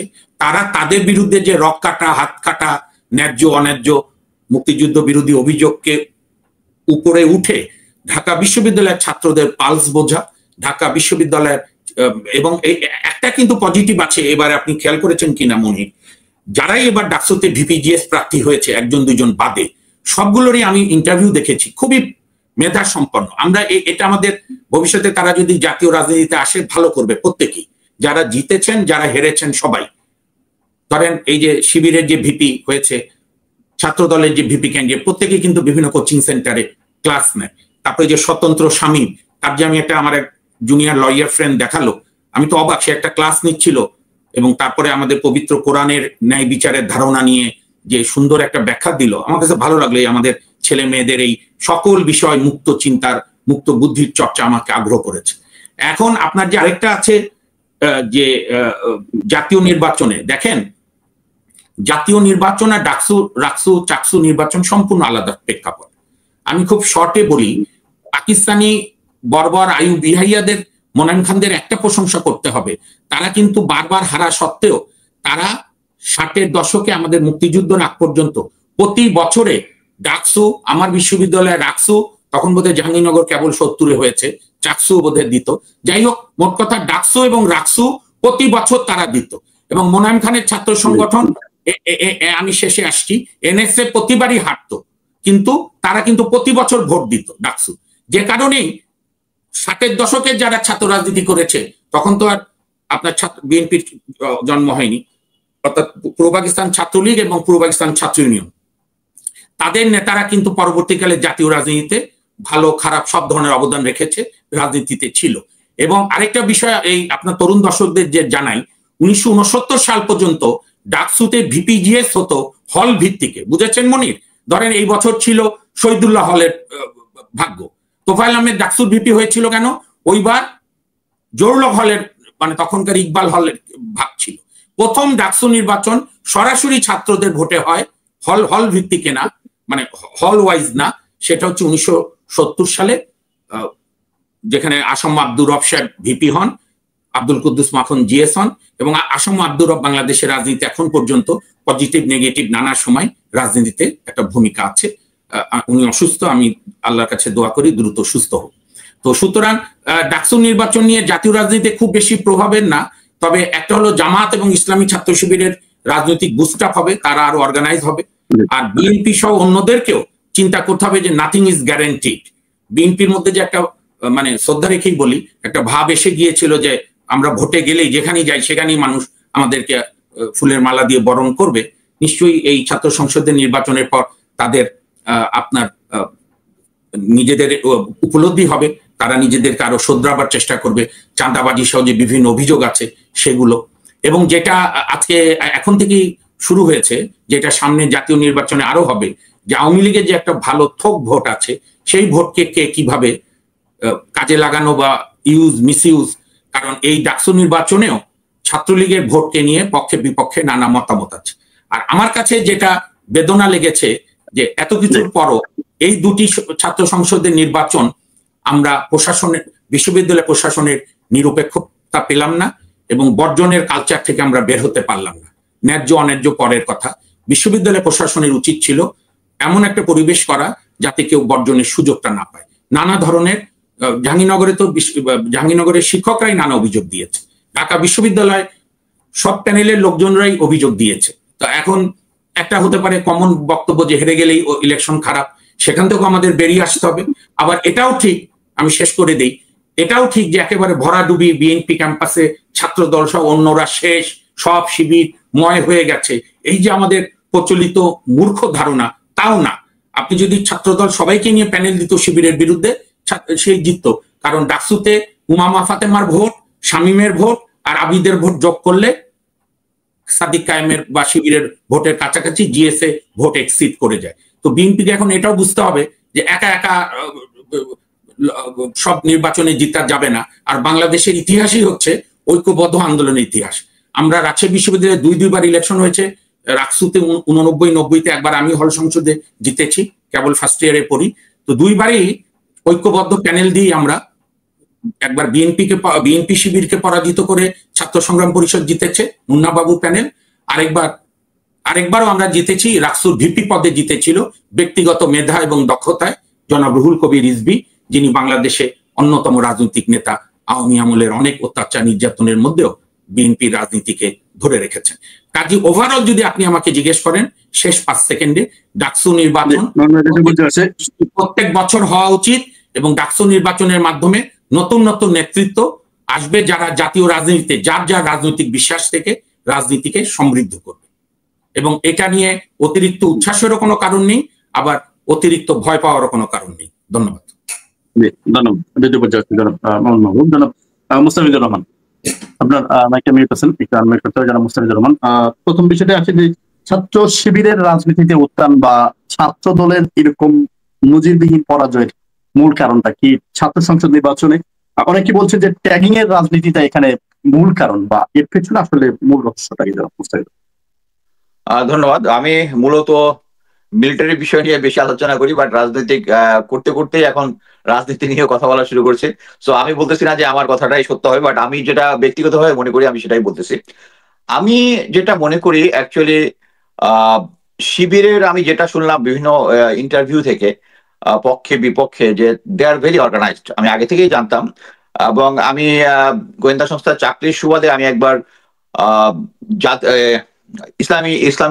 জামাত ইসলামের অর্গানাইজেশনাল একটা রিপোর্ট দেখেছিলাম। তাতে একমাত্র জামাত ইসলামী যে দলের ভিতরে যে গণতন্ত্র যেটা এটা চর্চা করে, বাকি অন্য বড় বৃহৎ রাজনৈতিক দলগুলো অ্যাকচুয়ালি আমি বলবো এক না একতন্ত্র ভিতরে। যে লিডার তার আজ্ঞাবহ কথাবার্তা এবং চাটুকারিতা করতে করতে মানুষ ফেনা তুলে ফেলে। সো আমি যেটা মনে করি যে এই গত 16 বছরে যা ইসলামী ছাত্র শিবিরকে যেভাবে শেখ হাসিনার সরকার প্লাস হচ্ছে ছাত্রলীগ যেভাবে দমন করেছে, এবং তাদেরকে যে পরিমাণ পাকিস্তানে চলে যাওয়ার ট্যাগ দিয়েছে, আবরার ফাহাদকে হত্যা করা থেকে শুরু করে একটা সিস্টেমই করে ফেলেছিল যে কেউ শিবির হলে তারে মেরে ফেলা যাবে, এবং পুলিশের ভিতরে শিবির মানেই, এবং তার কাছে ইসলামী বই থাকলে এটা জিহাদি বই। এই যে জিনিসটা করেছে এটা তো একটা অন্যায় এবং চরম অন্যায়। এবং ঢাকা ইউনিভার্সিটির যারা ছাত্র, তারা বাংলাদেশের একটা মেধাবী ছাত্র, মানে ছাত্রছাত্রীদের একটা সবচেয়ে বৃহৎ অংশ, এবং এটা ছাত্রছাত্রীর সংখ্যা তো আমি যেটা জানি 40,000-এরও বেশি। সো একটা বড় শিক্ষিত সমাজ যখন তাদের চোখের সামনে একটা অন্যায় দেখেছে গত 16 বছরে, সেই অন্যায় যা কারীরা তাদেরকে দেখেছে যে তারা কিভাবে অর্গানাইজড হয়েতে, তারা আমি যেটা শুনেছি তারা ঢাকা ইউনিভার্সিটির বিভিন্ন হেল্পফুল ইয়া করেছে, যেমন গরমের সময় তাদের পানি লাগবে, তাদের ঠান্ডা পানির ব্যবস্থা করেছে, এবং বিভিন্নভাবে বিভিন্ন সময় যারা দুস্থ গরিব ছাত্র তাদেরকে সাহায্য করেছে। এবং আমি যেটা জানি যে তারা একদম অ্যাকচুয়ালি একদম এলিমেন্টারি লেভেল থেকে তাদেরকে যারা যারা ভালো ছাত্রছাত্রী তাদেরকে ইসলামিক মোটিভেশন এবং তাদেরকে বিভিন্ন ধরনের সাহায্য করে থাকে। সো এই সবগুলো মিলে এই শিক্ষিত সমাজ যারা ঢাকা ইউনিভার্সিটির ছাত্র, তারা একভাবে দেখেছে যে তাদেরকে কিভাবে অত্যাচার করেছে ছাত্রলীগ এবং সরকার, এবং এট দ্য সেম টাইম তাদেরকে অর্গানাইজেশনাল স্কিল। এবং আমরা সাদেক কাইম সম্বন্ধে যখন আমরা জেনেছি 5ই আগস্টের পরে, যে সে আগে অ্যাকচুয়ালি ছাত্রলীগের অংশ ছিল একটা কৌশলের অংশ হিসাবে। সো এইগুলো তাকে অবশ্যই একটা অনন্য উচ্চতায় নিয়ে গেছে, এবং তার যে অর্গানাইজেশনাল স্কিল সম্বন্ধে অ্যাটলিস্ট আমার কোনো ডাউট নাই। পরবর্তীতে আমি তার যে স্ট্রাগলের কাহিনী লোকজন শুনেছে, আমি যেহেতু জেনেছি বিভিন্ন ইন্টারভিউতে অন্যরাও শুনেছে। এটার পাশাপাশি আমি বলবো ছাত্র দলের যেটা হয়েছে এই 5ই আগস্ট শেখ হাসিনার পতনের পরে, বিএনপি এবং ছাত্র দল দুটার মধ্যে একটা ঔদ্ধত্য কাজ করেছে। আমার কাছে যেটা মনে হয়েছে তাদের ভিতরে একটা ঔদ্ধত্য কাজ করেছে, যেহেতু শেখ হাসিনার ফ্যাসিবাদী দল মাঠে নাই, অতএব তারা আন্ডার এনি সার্কামস্টেন্সেস তারা দেশের জনগণ তাদেরকে ভোট দিয়ে নির্বাচিত করবে, যেহেতু তারা একক বৃহৎ দল। এবং আমি নিজেই বলি, মানে নিজেই একজন বিএনপির সাপোর্টার হিসেবে আমি খুব দুঃখিত হয়েছি যখন আমি দেখেছি প্রতিটা জায়গাতে সে শিবির যেভাবে সংস্কারের মুড নিয়ে আগিয়েছে, বাট এর পাশাপাশি ছাত্র দলের মধ্যে ঔদ্ধত্য কাজ করেছে। এই জিনিসগুলো করে আমার কাছে যেটা মনে হয় যে আমি বলবো যে ওই আগেই একটা কথাই বলবো যে ঢাকা ইউনিভার্সিটির ছাত্রছাত্রী হচ্ছে তারা এক হচ্ছে দেশের সবচেয়ে মেধাবী ছাত্রের একটা বড় বৃহত্তর অংশ কনসেন্ট্রেশন, এবং তারা নিজের চোখের সামনে যা দেখেছে তারা জানে যে বিএনপি সম্বন্ধে। আমার ওয়াইফ ঢাকা ইউনিভার্সিটিতে পড়তো, আমি তাকে জিজ্ঞেস করলাম যে তোমার ছাত্র শিবির সম্বন্ধে ধারণা কি? সে বললো আমাদেরকে সবাই বলেছে তারা রক কাটে কাটে, কিন্তু সবাই এটা আবার জানে যে শিবিরের লোকজন হচ্ছে মেধাবী। সো এই দুইটা হচ্ছে আগের বয়ান, এন্ড বর্তমান বয়ানে ছাত্ররা দেখতেছে যে তারা মেধাবী, এবং আমরা দেখলাম যে তাদের সাথে কখনোই চাঁদাবাজি বা অন্য কিছুর কমপ্লেন তাদের এগেনস্টে নাই। অ্যাট দ্য সেম টাইম আপনি যদি দেখেন যে বিএনপির আমলে দুইজন জামাত ইসলামের দুজন মন্ত্রী ছিল, তাদের এগেনস্টে কিন্তু কেউ, ইভেন শেখ হাসিনার সময় যেখানে পান থেকে চুন খুঁজলেই দুদক একটা মামলা করতে পারতো, তাদের এগেনস্টে কিন্তু দুর্নীতির কোনো কিছু পায় নাই। সো এই জিনিসগুলো ছাত্রদেরকে মোটিভেট করেছে, এবং এবং এটা এমন একটা জিনিস যে প্রথমে ঢাকা ইউনিভার্সিটি, তারপরে আমরা দেখেছি জাহাঙ্গীরনগর ইউনিভার্সিটির একই কাহিনী হয়েছে। এখন মেইন হচ্ছে, আমি মাহমুদুর রহমান মান্না ভাইয়ের একটা দেখলাম যে উনি বলতে যাচ্ছে যে এই ঢাকা ইউনিভার্সিটির এই যে নিরঙ্কুশ বিজয় ছাত্র শিবিরের, এটা জাতীয় নির্বাচনে প্রভাবিত করবে না। আমিও ভাইয়ের সাথে একটু দ্বিমত পোষণ করবো, কারণ আমি মনে করি যে প্রি সোশ্যাল মিডিয়া এরা এবং বর্তমান সোশ্যাল মিডিয়া এরা, এই দুটার মধ্যে বিশাল পার্থক্য আছে। এখন আমরা যে কোনো কিছুই সংবাদ মাধ্যমে আসলেও আমরা দেখা যাচ্ছে সোশ্যাল মিডিয়াতে অনেক সময় দেখা যায় যে মূল মিডিয়ার যে খবরটা, এটার বিরোধী প্রমাণপত্র পাওয়া যায়। সো এই সিচুয়েশনে আমরা ধরেও যদি নেই বাংলাদেশের প্রত্যন্ত অঞ্চলে এই বিজয়ের খবরটা যাবে না, কিন্তু আমি মনে করি সোশ্যাল মিডিয়ার যুগে আমরা শেখ হাসিনার বিরুদ্ধে যখন অ্যাক্টিভিজম চলেছে, তখন আমরা প্রত্যন্ত অঞ্চলে দেখেছি লোকজন পিনাকি ভট্টাচার্যের ভিডিও শুনেছে এবং বিভিন্ন অ্যাক্টিভিস্টের ভিডিও শুনেছে, এবং মানে প্রত্যন্ত অঞ্চলেও তারা জানতো যে কি হচ্ছে দেশের ভিতরে।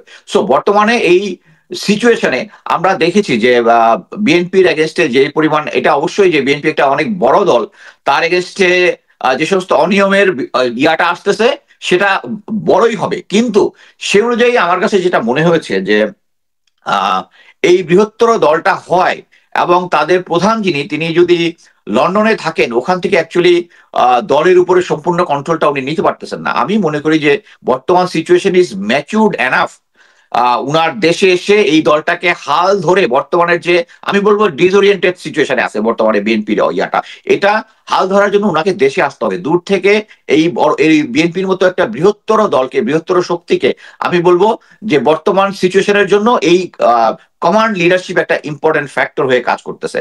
এবং আমি আশা করব যে তারেক রহমান সাহেব ইমিডিয়েটলি চলে আসবেন, চলে এসে এই দলটার হাল ধরবেন।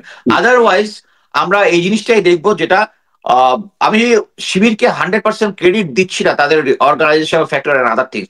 এটা কাজ করেছে শেখ হাসিনার গভর্নমেন্ট যেভাবে ট্যাগিং এর রাজনীতি করেছে, যে আমরা সবাই জানি 54 বছর আগে মুক্তিযুদ্ধ হয়েছে। অতএব বর্তমানে যারা ছাত্র শিবিরের লোকজন আছেন, তাদের সাথে ওইটার সাথে মিলাইলে হবে না। এবং বাংলাদেশের জনগণ প্লাস ছাত্ররা, ঢাকা ইউনিভার্সিটির শিক্ষিত ছাত্ররা, তারা এরা পাকিস্তান, এই যে মেঘমাল্লা বসু যেটা বলেছে যে সাদেক কায়েম পাকিস্তানি, এই জিনিসটা সবাই খুব মানে প্রচন্ড ভাবে ঘৃণা করে প্রত্যাখ্যান করেছে।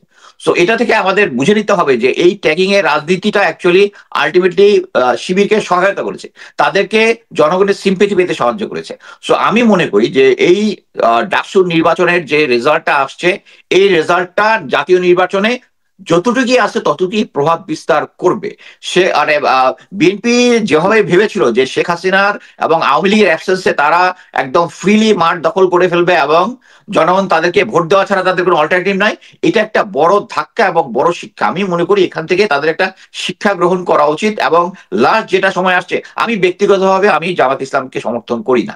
কি কারণে করি না? আমি মনে করি যে ইসলামিক লাইনে বাংলাদেশকে সঠিকভাবে শাসন করার মতো তারা প্রস্তুত না এখনো।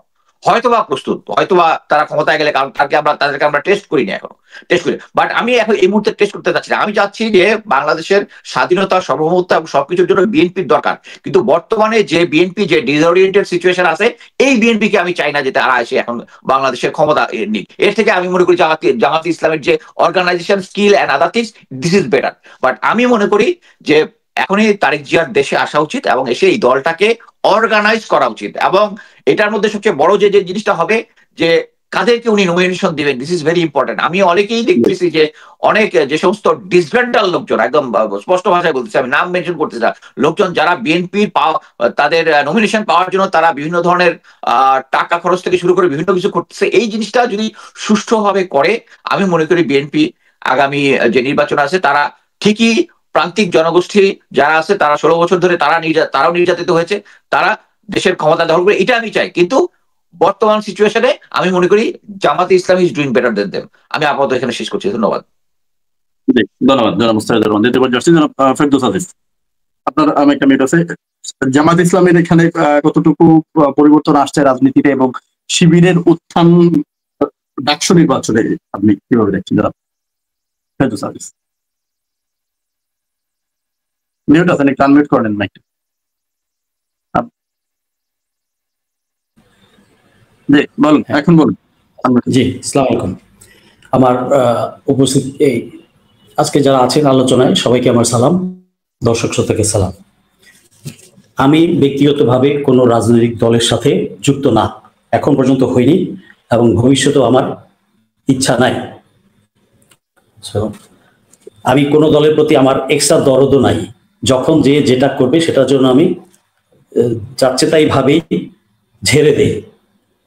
এবং প্রেস ক্লাবে বলেন, কোনো টক শোতে বলেন বা মাঠের কোনো প্রোগ্রামে বলেন, আমি 11 সাল থেকেই মাঠে, অথচ আমি কোনো রাজনৈতিক দলের না। কারণ আমি ছিলাম ফ্যাসিস্টের বিরুদ্ধে, আমি একজন ভিকটিম। হয়তো মোস্তাফিজ জানে আমি ভিকটিম। 2010-এ পরিস্থিতির কারণে বাধ্য হয়ে আমাকে চাকরি ছেড়ে আসতে হয়। আমার বন্ধু কর্নেল হাসিন তাকে অ্যাবডাক্ট করে, কিডন্যাপ করে, তাকে অনেক কিছু, এবং আমি তার কোর্টে FGCM ফিল্ড জেনারেল কোর্ট মার্শালে আমি তার পক্ষে সাফাই সাক্ষী ছিলাম। আর আমাকেও সরকার 16 বছর দৌড়ের উপরই রেখেছে। যাই হোক, তো সবসময় ফ্যাসিস্টের বিরুদ্ধে ছিলাম, রাজনৈতিক কোনো দলের সদস্য না হয়ে। বিএনপির এমন কোনো আন্দোলন, বড় বড় আন্দোলন ঢাকা শহরে হয়েছে, আমি ছিলাম না মাঠে, আমার মনে পড়ে না। এমনকি একটা বিএনপির 10টা বিএনপির কর্মীর চেয়েও আমি বেশি কর্মী ছিলাম, বাট আমি রেজিস্টার্ড দলের সদস্য না, হওয়ার ইচ্ছাও নেই। তো যাই হোক, আমরা আসল ইয়েতে ফেরত আসি। প্রাচ্যের অক্সফোর্ড, ঢাকা ইউনিভার্সিটি, এটার পরিবেশ 90 পর্যন্ত ভালো ছিল।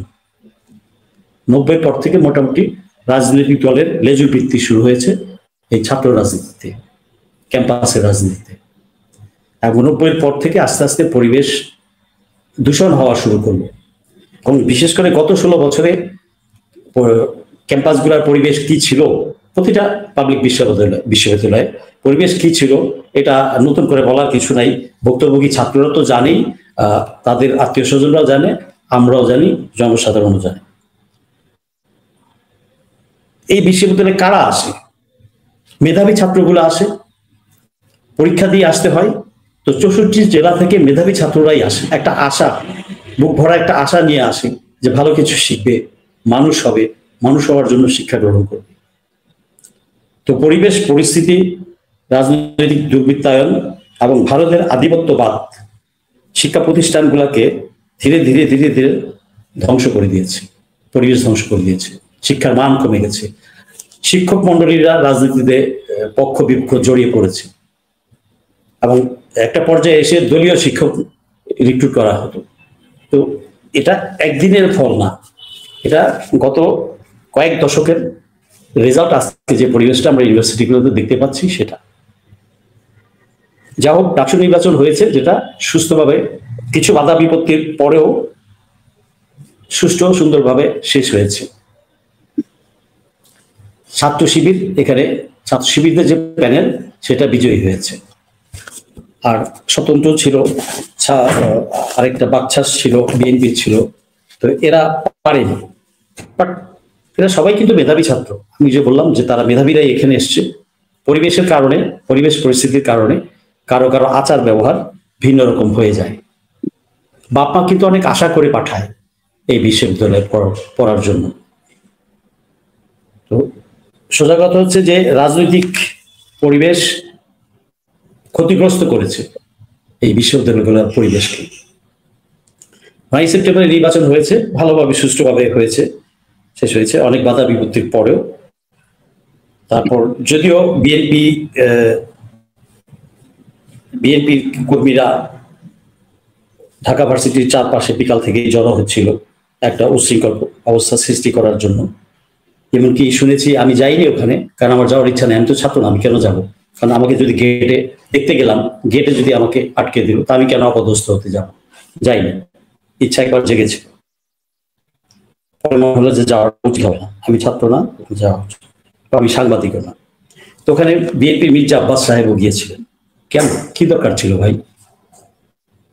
এই পুরানো ধ্যান ধারণায় এখনো আছেন ওনারা, এভাবে স্বপ্নে দেখতেছেন গদিতে বৈশা যাবেন। Sorry, you are sadly mistaken. 5 August 24-এর পর থেকে তারা দলীয় যেভাবে কার্যক্রম দেখিয়েছে, নেতাকর্মীরা বক্তৃতায় বলেন, মিছিল মিটিং এ বলেন, চাঁদাবাজিতে বলেন, টেন্ডারবাজিতে বলেন, সবগুলা জাতীয় ইস্যুতে না না না না, তাহলে কিভাবে এটার প্রভাব পড়বে না এই ছাত্রদের ক্যাম্পাসের রাজনীতিতে? সাধারণ ছাত্ররা দেখছে না? তোরা সবাই 18, যারাই ইউনিভার্সিটিতে এসছে তারা সবাই কিন্তু বয়স 18-র উপরে, 18 দিয়ে শুরু ফার্স্ট ইয়ারে, বা 18+, 18 না 18+, 19, 20.5। তো এরা কিন্তু বোঝে, এবং এরা কিন্তু জেনারেশন জি বলে না, জেনারেশন জেড বলে। তো এরা কিন্তু সেই গোত্রের, সেই মানে জেনারেশনের। আমরা যারা 60 ঊর্ধ্ব, আমাদের জেনারেশনের না। আমাদের চিন্তা চেতনা আর ওদের চিন্তা চেতনা আকাশ পাতাল পার্থক্য। আমাদের সময়ের যে পরিবেশ, এখনকার যে পরিবেশ, আকাশ পাতাল পার্থক্য। এই যে এত কিছু টার্মোইল দেখলো, গত 16 বছরের নির্যাতন দেখলো, ভারত শাসন করছিল দেশটাকে, ভারতীয় আধিপত্যরা। তো এটা তো এরা বোঝে, এরা দেখে দেখে বড় হয়েছে, ইউনিভার্সিটিতে আসছে, তারপরে বড় হয়েছে। তো স্বাভাবিকভাবেই সাধারণ ছাত্রীদের মধ্যে শিবির বাদ দিলাম। 80 সালে একটা কথা ছিল, 80 দশকে যখন রক কাটতো, সকাল বিকাল এই 1-2টা শিবির ধর, সকাল বিকাল নাস্তা কর, তারপর তাদেরকে থাপড়াইতে, ক্যান্টিন, মধুর ক্যান্টিনে পাইলেন, মারলেন, এই চল, মনটা ভালো লাগতেছে না, আর 2টা থাপ্পড় মেরে আসে, 2টা থাপ্পড় মেরে আসে। আপনাকে যদি করা হয়, অত্যাচার করা হয়, তা আপনি সেলফ ডিফেন্সে কাজ করবেন? তেজ ওই সময়ে 1-2টা রক্কাটা হয়েছে, বাট ভালো যে তারা এই রক্কাটা থেকে বের হয়ে আসছে। তারা অনেক নির্যাতন, যুগে যুগে যাতনা সহ্য করে আসছে। ওরা তো আমাদেরই ভাই বোন, আমাদের এই দেশেরই সন্তান। স্বাধীনতার সময় তারা বিরোধিতা করেছিল রাজনৈতিক মতবাদ, ফাইন। এরপরে তো তারা এই দেশকেই মেনে নিয়েছে, এটাই তাদের দেশ, স্বাধীনতা মেনে নিয়েছে, মানে তো নেই। শুধু ভারতীয় প্রেসক্রিপশনে ওদের ন্যারেটিভে বারবার 2টা পক্ষ করে রেখেছে, পক্ষে বিপক্ষে, জাতির স্বাধীনতা বিপক্ষে, জাতিকে বিভক্ত করে রেখেছে, যেটা এই জেনারেশন খুব ভালোভাবে বোঝে, জানে, দেখেছে। তারা কিন্তু, এটা আওয়াজ হচ্ছে, তারা কিন্তু আমার আপনার কথায় মজে যায় না, তারা আমার আপনার কথায় মজে যায় না, তারা খুব ভালোভাবে জানে। দে আর স্মার্ট না, আমরা এত স্মার্ট ছিলাম না তাদের বয়সে, সত্যি কথা, দে আর স্মার্ট না। তো এই যে তারা বিএনপির কর্মকাণ্ড আছে, এই যে শিবির প্যানেলটা আসলো, এটা কর্মকাণ্ড আছে, এটা অ্যাড করেছে তাদের পিছনে। তো তাদের শিবিরের সম্পদটা কি জানেন? ওদের মেইন অ্যাসেটটা তাদের আচার ব্যবহার, চালচলন, ডিসিপ্লিন। এটা তাদের একটা বড় অ্যাসেট, যেই অ্যাসেটগুলা অন্য কোনো রাজনৈতিক দলের ভিতরে নাই। ডান বলেন, বাম বলেন, মধ্যের ঠেক বলেন, আর যাই বলেন, কোনোটার মধ্যেই নাই। দ্বিতীয় পর্যায়ে আচ্ছা, নাই, যে কারণে তারা জিতেছে, এবং তারা এই জেতার জন্য তারা কিন্তু গত 1 বছর যাবৎ ক্যাম্পাসে কাজ করেছে। ওই যে কারণ মুস্তাফিজ বললেন যে তারা ওয়াটার কুলারের ব্যবস্থা করেছে, গরিব ছাত্রদেরকে হেল্প করেছে, টিউশনি পেয়ে দিয়েছে, তারপরে কারো বই লাগলে হেল্প করেছে, তারপরে পরিষ্কার পরিচ্ছন্নতার ব্যাপারে তারা কাজ করেছে, ডাইনিং হলে তারা কাজ করেছে, তারা কাজের মাধ্যমে সাধারণ ছাত্রছাত্রীদের মন জয় করেছে, এটা একটা দিক। আরেক হচ্ছে সাধারণ ছাত্রছাত্রীরা বিরোধী ওই বিএনপি এবং অন্যান্য রাজনৈতিক দলগুলা সেই পুরানো সংস্কৃতি দেখতে পেয়েছে। তো সবকিছু মিলিয়েই এই সাধারণ ভোটারদেরকে কিন্তু প্রভাবিত করেছে, এবং খুব জোরালো ভাবে প্রভাবিত করেছে। আপনি যদি কারোর বিরুদ্ধে অভিযোগ না পান, কেন তাকে খারাপ বলবেন, কেন তাকে ভোট দেবেন না? যে আপনাকে হেল্প করতেছে, পরিবেশ সুন্দর রাখছে, সহযোগিতা করছে, অবিচার করছে না, অত্যাচার করছে না, তো স্বাভাবিকভাবেই যে কোনো ব্যক্তি তার ওই ছাত্রদের জায়গায় দেখবে, আমরা হতাম, আমরা তাই করতাম, ভালোকে বেছে নেবে, মন্দকে ত্যাগ করবে, সম্ভাব্য মন্তব্যও ত্যাগ করবে। তো সেটাই তারা করেছে। তারা শিবির জয়ী হয়েছে, এটা তারা অর্জন করেছে, করছে। আমরাও চাই ডাকসুতে একটা ভালো পরিবেশ থাকুক, আগামীতে শিক্ষা দীক্ষার মান উন্নয়ন, এটা আমরা চাই। তো এই সমস্ত কারণেই কিন্তু তারা হয়েছে। আর তারপরে নির্বাচনের দিন যেটা হয়েছে আরো এফেক্ট করেছে এবং করবে বাকিগুলাতে। কেন করবে জানেন? এই প্রফেসর নিয়াজ আহমেদ, আমি 13-14 সালে ডেভেলপমেন্ট স্টাডিজ ডিপার্টমেন্ট থেকে 1 বছরের গ্রাজুয়েট ডিপ্লোমা কোর্স করি। উনি কিন্তু ওই ডিপার্টমেন্ট হেড ছিলেন, তাকে আমি দেখেছি, ক্লাস নিয়েছে, ইন্টারাকশন হয়েছে, অফ দ্য ক্লাস ইন্টারাকশন হয়েছে, ভালো লোক। ভদ্রলোক, নামাজ পড়ে বলে তাকে আপনি ঠেক দিয়ে দিলেন জামাতি। আরে ভাই, নামাজ কি তাইলে আমি পড়বো না? কালকে আমাকেও জামাত বলবেন? আগে তো আমি নামাজ পড়তাম না, এখন তো চেষ্টা করি 5 ওয়াক্ত পড়া, তো আমি জামাত হয়ে গেলাম? তো এবং সে ভদ্রলোক, বিনয়ী স্বভাবে। এই যে তার সাথে যে খারাপ ব্যবহারটা করলো বিএনপির এই ছাত্ররা, এরাও ভালো ছেলে, ভালো ছাত্র, ভালো মেধা নিয়েই এসেছে, কিন্তু এই যে পরিবেশের কারণে তাদের ভিতরে দোষকুটি ঢুকে গেছে। এরা এই যে ভিসির সাথে খারাপ ব্যবহারটা করলো ছাত্র দলের নেতা মনামি, মনামিকে যে তারা মিসবিহেভটা করলো, যেই মনামি জুলাই যোদ্ধাদেরকে ঢাল হিসেবে সামনে দাঁড়িয়েছে, আর সেই মনামিকে তারা বেইজ্জতি করলো। এটা কি মনে করেন সাধারণ ছাত্রছাত্রীদের মধ্যে এফেক্ট পড়বে না?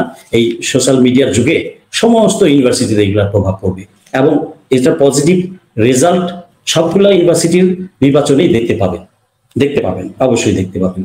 ধন্যবাদ, আমি এখানেই থামছি। ধন্যবাদ আপনাকে। আমি দর্শকদের প্রশ্নগুলো নিয়ে আসছি। শামীম, আনমিউট করেন, বিষয়ের উপর কোন প্রশ্ন থাকলে বলবেন, তার কাছে প্রশ্ন।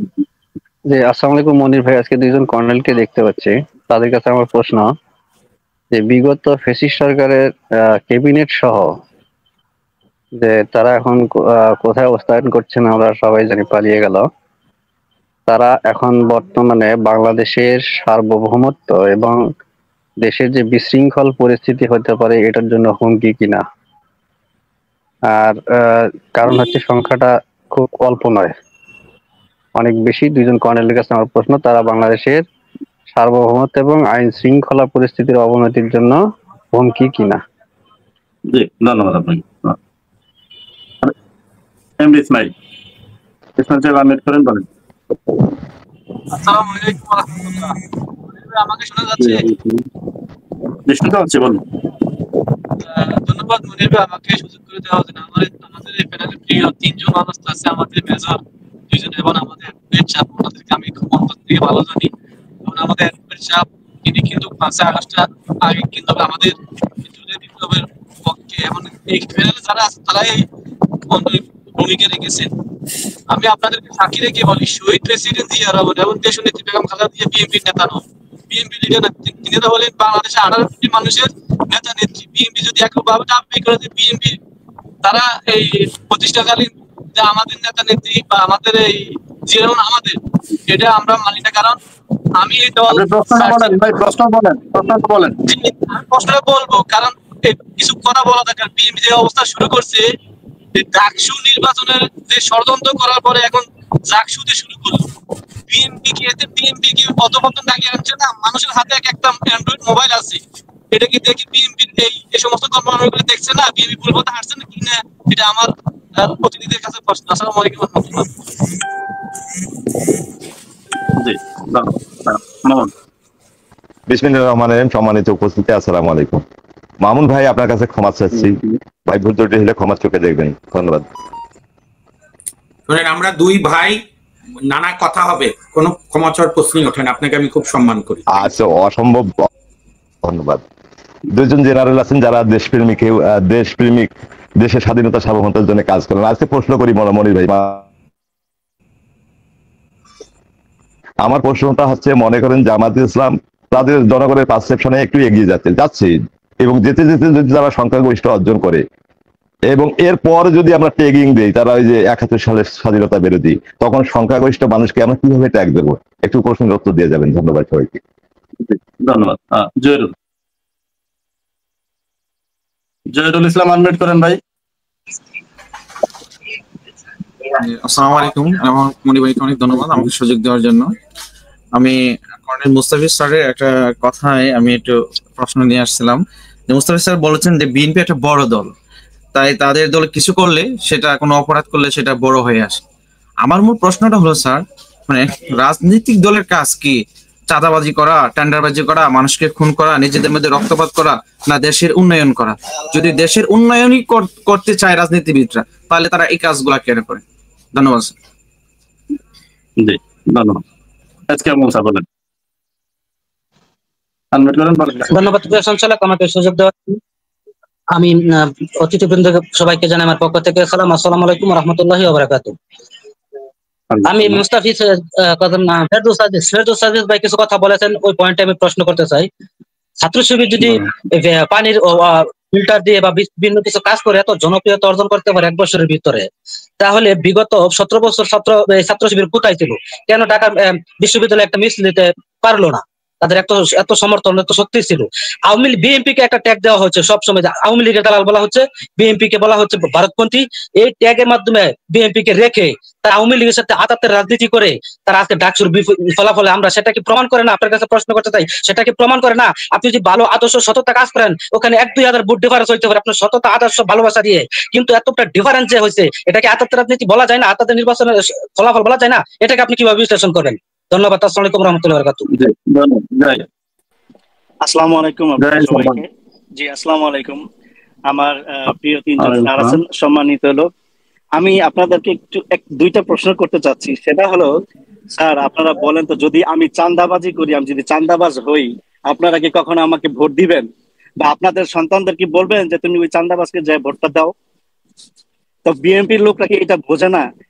আর সেকেন্ড কোশ্চেনটা হলো, এই আওয়ামী লীগের মতন যে জামাতকে রাজাকার বলে, তাহলে তো সবার আগে বলতে হয় শেখ মুজিবুর রহমান রাজাকার ছিল, তাই না? এত পাকিস্তানি সাপোর্টার ছিল। তো এখন এত ইতিহাস যে বলে আওয়ামী লীগ যে বলে বা বিএনপি এখন তাদের সাথে তাল মিলিয়ে যে রাজাকারের ইতিহাস বলে, তাহলে শেখ মুজিবুর রহমান 9 মাস যে 71-এর সময় যুদ্ধের সময় যে পাকিস্তানে ছিল, ওই 9 মাস কি করছিল সেইখানে? সেই তো ভাগ্যে চলে গেছে, তো সেই তো বড় রাজাকার, তাই না? আমার সম্মানীয় স্যার, আপনারা বলবেন প্লিজ। আমি কোনো রাজনীতি করি না, আমি কখনো রাজনীতির বিষয় ছিলাম না। শেখ মুজিব রাজাকার হলে তাকেও রাজাকার বলতে হবে, তাই বলে বাকি যারা রাজাকার তাদেরও রাজাকার বলতে হবে। এই সমস্ত কুতর্ক এনেন না। না না, কুতর্ক করছি না, মানে যদি রাজাকারী হয়, আমি সেটাই বলছি। ইতিহাস পড়েন, মুক্তিযুদ্ধের ইতিহাস পড়েন, কেউ মানুক না মানুক শেখ মুজিবের নামেই যুদ্ধ হয়েছে, তার শাসক হিসাবে তার ব্যর্থতা আছে। এই সমস্ত অবান্তর প্রশ্ন করেন না স্যার। তাহলে তাজউদ্দিন সাহেবের নামটা কেন আসে না আগে? আমি তো তর্ক করতে চাচ্ছি না, ইতিহাস পড়ছি। তাজউদ্দিনের নাম আনেন, তাজউদ্দিনের নাম আপনাকে এখন আনতে মানা করছে কে? আওয়ামী লীগ আনে না কেন? আওয়ামী লীগ পালাইছে, আরে সেই জন্যই তো আওয়ামী লীগ পালাইছে। তো এখন আমরা বলতে গেলে কুতর্ক হয়ে গেল। মামুন ভাই, আপনি এটা মুক্তিযুদ্ধকে আওয়ামী লীগের সঙ্গে মিলান না। তো রাজাকার যদি বলে, তাহলে এটা রাজাকার মানেটা কি ভাইয়া? আপনি আমাদেরকে বুঝাই দেন, আমরা তো অশিক্ষিত, আমরা তো ইতিহাস পড়ি না। ঠিক আছে, আপনি পড়ে নিন, বই পড়েন, পাকিস্তানি জেনারেলদের বই পড়েন। আমরা তো পড়ছি, আমরা তো আওয়ামী লীগের ইতিহাসের বইও পড়ছি। ওইখানে পাকিস্তানি জেনারেলদের বই পড়েন, আপনি সিদ্দিক সালিকের বই পড়েন, পাকিস্তানি জেনারেল। না না, আমি তো বিএনপি কে বলছি না যে তারা কেন এই করতেছে, তাদেরকে তো রাজাকার বলতেছি না আমরা, তাই না? আমরা বলতেছি যদি তাদেরকে নিয়ে যদি বলা হয় আমাদেরকে, মানে জনগণকে যাকি বলে, যদি সত্যি কথা বলতে গেলে রাজাকার বলে, তাহলে রাজাকারের ইয়াটা কি? মানে আমরা ইতিহাসটা তো আমরা পড়ি রে ভাই। আপনাদের থেকে তো শুনি, আপনারা তো এক এক সময় এক এক জনের এক এক টাইপের কথাবার্তা বলেন আপনারাই। মানে ধন্যবাদ আপনাকে। নুরুল সাহেব আনমিউট করেন, বলেন কারেক্ট প্রশ্ন। ভাই 1 বছরের মধ্যে কি করছে? তারা পাথর দিয়ে মানুষ মারছে, চাঁদাবাজি করছে, মানুষ এগুলো পছন্দ করবে? আপনার কথাটা ক্লিয়ার আসতেছে না ভাই, সাউন্ডটা ডিস্টার্ব হচ্ছে একটু। হান্নান সাহেব বলেন, আনমিউট করেন হান্নান। আসসালামু আলাইকুম। আমার প্রশ্ন হচ্ছে, বিগত 17 বছরে ছাত্র দল ইউনিভার্সিটিতে দাঁড়াতে পারেনি, আর ছাত্র শিবিররা আওয়ামী লীগের ছাত্রলীগের সাথে রাজনীতি করছে বসে বসে। তাহলে ছাত্ররা যেহেতু দাঁড়াতে পারেনি বিগত 16 বছরে বিএনপির বহুত নেতা মামলা খায় বসে আছে, বহু ছাত্ররাও যে কোনো প্রকারে কোনো ইউনিভার্সিটিতে কথা বলতে পারেনি। আর মনে করেন আওয়ামী লীগের সাথে জামাতেরা আঘাত করে মনে করেন কলেজে প্রবেশ করে তারা মনে করেন গোপনে রাজনীতি করছে। আমরা তো ভাই গোপনে রাজনীতি করি না, আমরা ওপেনে করি। বিএনপি দল ওপেনে রাজনীতি করে, ওই জামাত শিবিরের মধ্যে গোপনে রাজনীতি আমরা করি না। আমার প্রশ্ন একটা, ছাত্ররা যদি হারে যা থাকে সেটা আমাদের ব্যর্থতা, সেই ব্যর্থতাকে আমরা দল গোছাতে পারিনি, ছাত্ররা দল গোছাতে পারেনি। 17 বছরে দল গোছাতে পারেনি ছাত্ররা, কেন 17 বছরে আওয়ামী লীগের মামলা হামলা কারণে দল গোছাতে পারেনি। এটাই হচ্ছে আমার সর্বশেষ প্রশ্ন, আর অন্য কোনো প্রশ্ন নাই। তো আরেকটা কথা বলি বড় ভাই, এটা ব্যক্তিগত ভাই বলতেছি, আমি কিন্তু আমার সদ্য বিএনপির একজন সিনিয়র ভাই বসে আছেন, আপনারা সবাই বসে, আপনিও আমাকে চেনেন। আজকে কিন্তু বিগত 1 মাস ধরে ওই যে আমার 19 সালের মামলাতে যে আমার টর্চিং করেছিল, আমার পা কিন্তু বাপা কিন্তু পঙ্গুত্ব বরণ করছি ওই টর্চিং এর কারণে। আজকে বিগত 10 দিন আগে আমি সংবাদ সম্মেলন করছি, বিএনপির কোন নেতা কিন্তু আমার ব্যাপারে খবর লাইনি, আমার কিন্তু পা কিন্তু বাবা কিন্তু পঙ্গুত্ব বরণ করা লাগছে। ভাই এখানে তো বিএনপির কেউ নাই, আমরা তো কেউ বিএনপি করি না। এটা আমি ব্যক্তিগত ভাবে আপনি করে বললেন, ব্যক্তিগত ভাবে বললাম, অন্য কোনো ভাবে না। বিএনপির রাজনীতির সঙ্গে জড়িত এরকম কেউ আমাদের আজকে আলোচক হিসেবে নেই। ধন্যবাদ আপনাকে, ধন্যবাদ।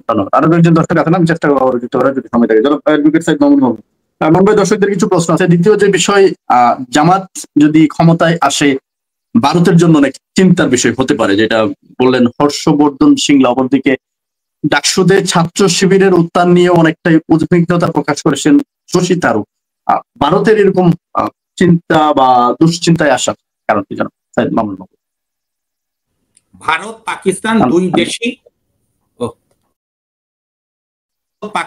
দুই দেশই তারা এখনো আমাদেরকে একটি স্বাধীন সার্বভৌম রাষ্ট্র হিসাবে মানতে চায় না।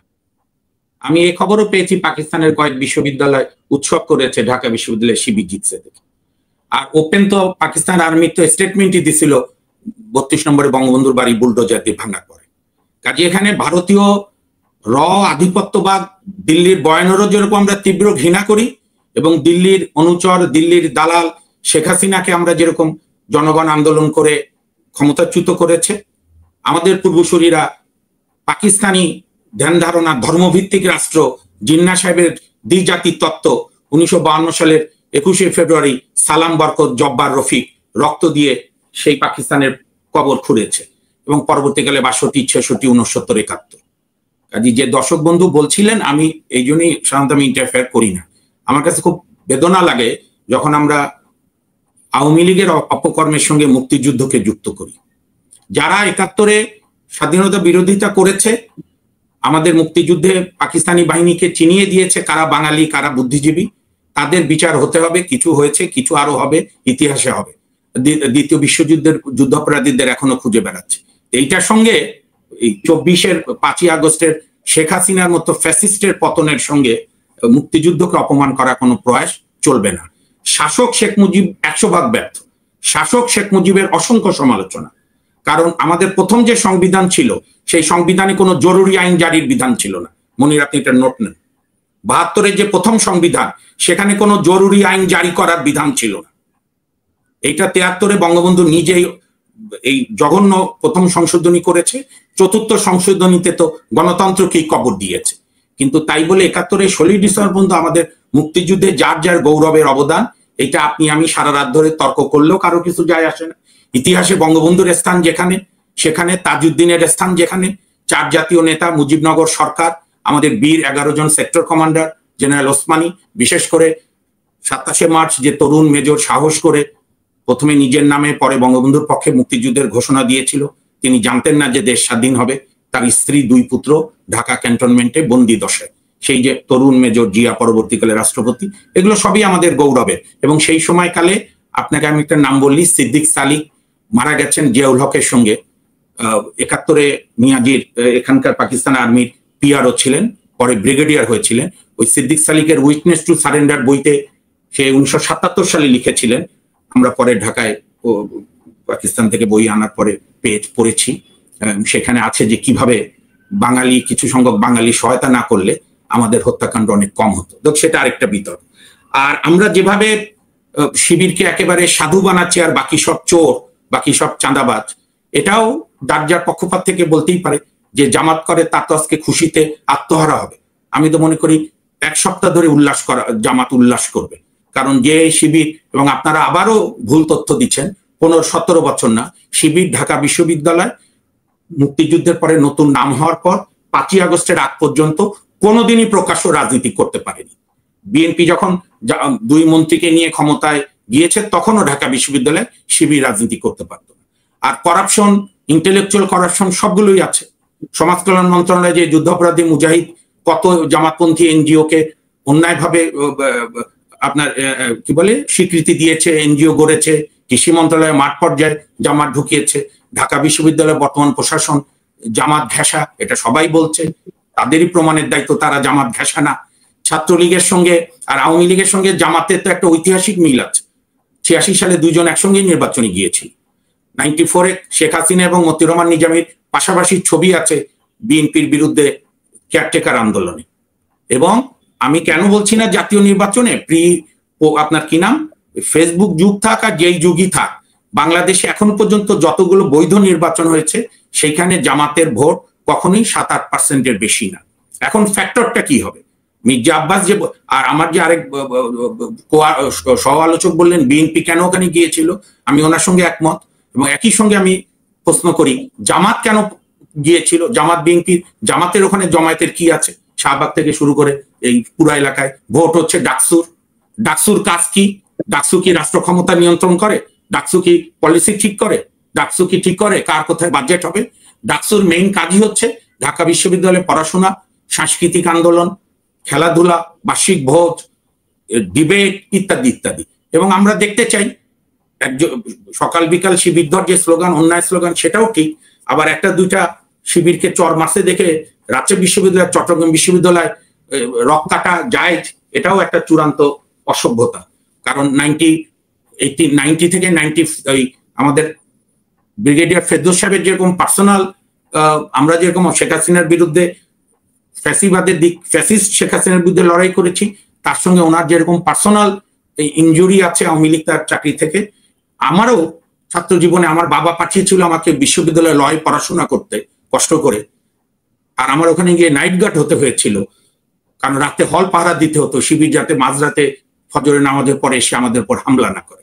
কাজে ইতিহাস পক্ষের বিপক্ষে উভয় পক্ষেরই আছে, কাউকে সাধু আর কাউকে একেবারে খারাপ বলার কোনো কারণ নেই।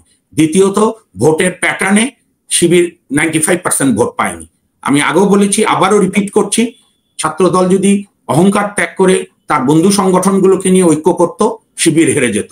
সব ইউনিভার্সিটিতেই হারবে শিবির যদি সবাই মিলে ঐক্য হয়, কারণ শিবির শেষ হবে না। শিবির একটা রাজনৈতিক আদর্শ, তাকে আপনি চাপ দিয়ে দমিয়ে রাখতে পারেন। শিবিরের রাজনৈতিক আদর্শকে আপনার ফাইট করতে হবে যদি করতে চান পাল্টা রাজনৈতিক আদর্শ দিয়ে। সেইটা অনেকে চেষ্টা করছে। এই ঢাকা বিশ্ববিদ্যালয়ে তো মুজিবুল ইসলাম সেলিম প্রথম জনপ্রিয় ভিপি হয়েছে শেখ মুজিবের শাসন আমলে ছাত্রলীগকে হারিয়ে। মাহমুদ ওয়ান মান্না তো জিয়ার শাসন আমলে 2বার ভিপি হয়েছে। 2019 সালে তো নুরুল হক নূর ছাত্রলীগের ভিপি ক্যান্ডিডেটকে হারিয়েই ভিপি হয়েছে শেখ হাসিনার আমলে। কাজেই ভিপি নির্বাচনে তাদের সেই ব্যক্তিদের ভিপিজিএসরা পরবর্তীকালে সঠিক পথে তার রাজনৈতিক আদর্শ থাকলে জাতীয় রাজনীতিতে ভূমিকা রাখে। এবং আমি চাই প্রত্যেক বছর ডাকসু, রাকসু, চাকসু, ইউকসু, যেমন আপনাকে বলি মনির, প্রকৌশল বিশ্ববিদ্যালয় 79, 80, 81 শহীদ রাষ্ট্রপতি জিয়াউর রহমানের এত বড় জনপ্রিয়তার সময় ছাত্র ইউনিয়ন থেকে খন্দকার মোহাম্মদ ফারুক বুয়েটে 3বার ভিপি হয়েছে বিপুল ভোটে, একা ইলেকশন করে, মানে ছাত্র ইউনিয়ন একা ইলেকশন করতো। বুয়েট একসময় ছিল ছাত্র ইউনিয়নের ঘাঁটি। এগ্রিকালচার ইউনিভার্সিটি ময়মনসিংহ ছিল সমাজতান্ত্রিক ছাত্র ফ্রন্টের, চট্টগ্রাম ছিল শিবিরের, রাজশাহী বিশ্ববিদ্যালয়ে আমরা দেখেছি মিক্স, ছাত্র দল ছিল, ছাত্র মৈত্রী ছিল, ছাত্র ইউনিয়ন ছিল, জাসদ ছিল, আবার শিবিরও ছিল। কাজে এখানে প্রত্যেকেরই ভালো মন্দ আছে। এক শিবির সাধু আর বাকিরা সব পচে গেছে, তাহলে তো কেউ এত ভোট পায় না। মেঘমল্লারও তো 4800 ভোট পেয়েছে।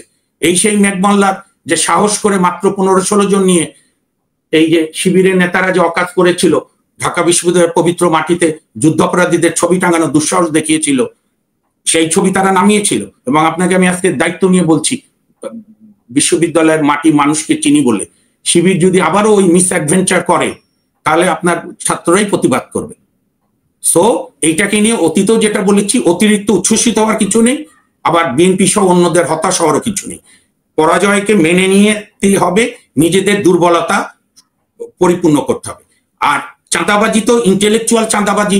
এই যে বিএনপির নেতা, ওর নাম কি, স্বরাষ্ট্রমন্ত্রী ছিল, উনি মাঝে মাঝে কিছু কথা বলে খুব নির্মম, কিন্তু সত্যি কথা বলে। যেরকম একবার বিএনপির আমলে বলেছিল একটা শিশুর মৃত্যুর পর আল্লাহর মাল আল্লাহ নিয়ে গেছে, এটা খুব অমানবিক কথা হয়েছে ওই শিশুটার মৃত্যু, কিন্তু ফ্যাক্ট হচ্ছে জন্ম, মৃত্যু, রিজিক সবকিছু আমাদের মহান আল্লাহ তাআলা মালিক।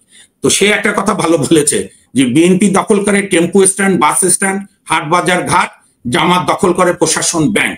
জামাত ইসলামী ব্যাংক কিভাবে নিয়েছে আবার রিটার্ন? তো বিএনপিও বলতে পারে আওয়ামী লীগ আমার হাটগুলো নিয়েছে, আমি আবার রিটার্ন নিলাম। কাজে এখানে ট্যাগিং এর রাজনীতি সব জায়গায় চলছে। এখন তো কিছু হলে ঢাকায় বৃষ্টি বেশি হলো রকের দায়ী করে, আওয়ামী লীগ আমলে দায়ী করতো আইএসআই কে।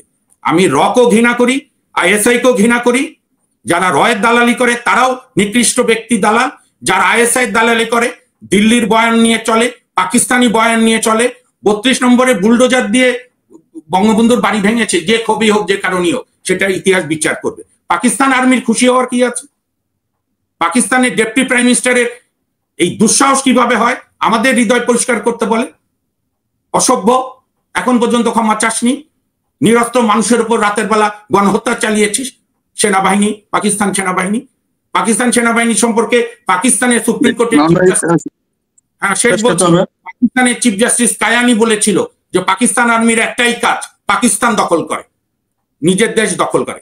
আর আপনি ভারতের যে আপত্তির কথা বলছেন, ভারত তার মতো করে কি আপত্তি শশী থারুর করে, তবে আমার একটা আপত্তি আছে। আমি মনে প্রাণে চাই ভারত, পাকিস্তান, বাংলাদেশ কোথাও যেন উগ্র ধর্মভিত্তিক দলগুলো মানুষকে বিভ্রান্ত না করতে পারে। আজকে বাংলাদেশে পাকিস্তানের যে ধর্মভিত্তিক উত্থান, তার বড় কারণ হচ্ছে ভারতের মতো একটা উদার দেশে নরেন্দ্র মোদী, যারা 2002 সালে গুজরাটে মুসলমানদের বিরুদ্ধে গণহত্যা চালিয়েছিল, 2020 সালে দিল্লিতে মুসলমানদেরকে হত্যা করেছে, একটা উগ্র ধর্ম হিন্দুত্ববাদী, ঠিক যেরকম ইসরায়েল আজকে জায়নবাদ। কোন ধর্মই অশান্তি না, ইসলাম শান্তির ধর্ম, অন্যরা যে যার মতো শান্তি। হিন্দু ধর্ম হয়তো শান্তির, কিন্তু হিন্দুত্ব হচ্ছে জঙ্গি ধর্ম, ব্যবসা করে ধর্মের নামে। ঠিক যেরকম আপনি জানেন কিনা, আমি শেষ করছি, অনেক জুস ইহুদি কিন্তু ইসরায়েলে যায় না, তারা মনে করে ইসরায়েল প্যালেস্টাইনদের জায়গা দখল করেছে, কিন্তু জায়নবাদ হচ্ছে ইহুদি ধর্মের পলিটিক্যাল সংস্করণ। ঠিক যেরকম নরেন্দ্র মোদী আরএসএস হচ্ছে হিন্দুত্ব। যারা 1935 সালে বলেছিল স্বাধীন ভারতে দুইটা গোষ্ঠী থাকবে না, একটা মুসলমান একটা খ্রিস্টান, তো এই ধর্মকে যারা রাজনীতির ব্যবসা করে তাদের বিরুদ্ধে বাংলাদেশের মানুষ সবসময় সোচ্চার থাকবে।